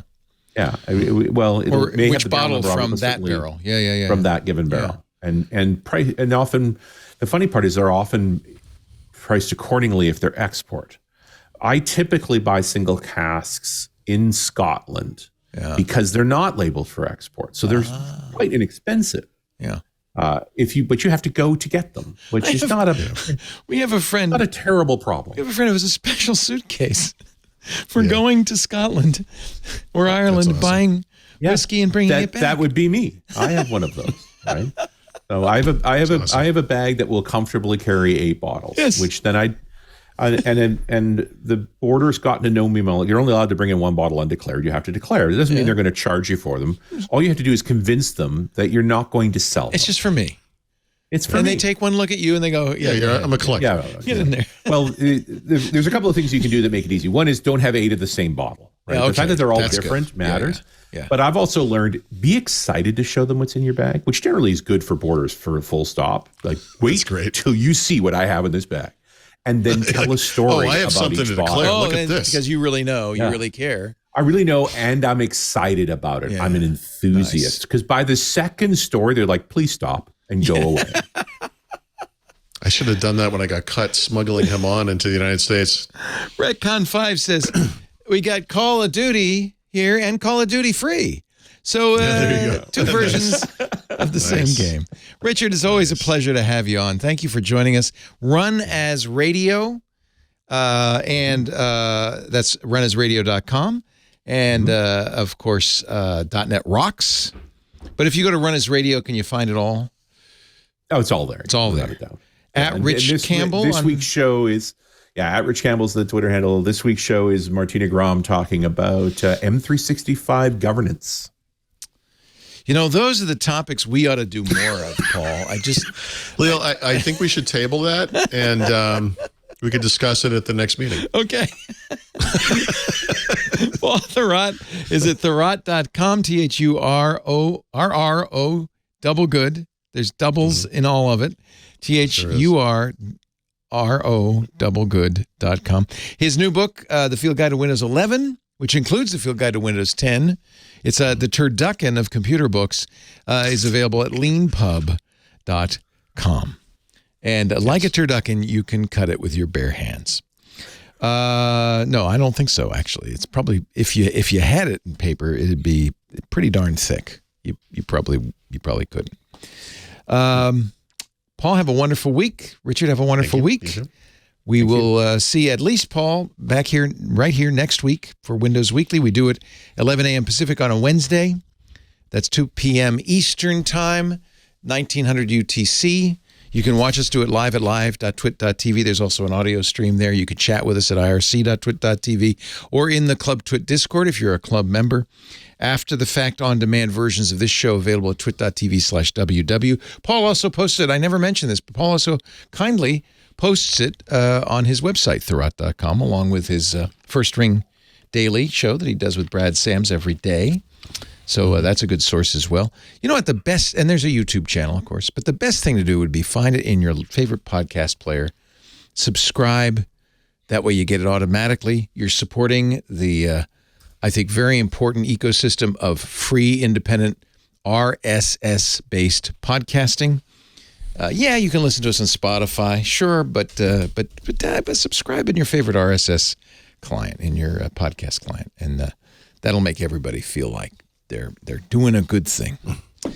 Thanks, Richard. Thanks, Paul. Thanks, everybody, for joining us. We'll see you next week on Windows Weekly. Hey, we should talk Linux. It's the operating system that runs the internet, but your game consoles, cell phones, and maybe even the machine on your desk. But you already knew all that. What you may not know is that Twit now has a show dedicated to it, the Untitled Linux Show. Whether you're a Linux pro, a burgeoning sysadmin, or just curious what the big deal is, you should join us on the Club Twit Discord every Saturday afternoon for news, analysis, and tips to sharpen your Linux skills. And then make sure you subscribe to the Club Twit exclusive Untitled Linux Show. Wait, you're not a Club Twit member yet? Well, go to twit.tv/clubtwit and sign up. Hope to see you there.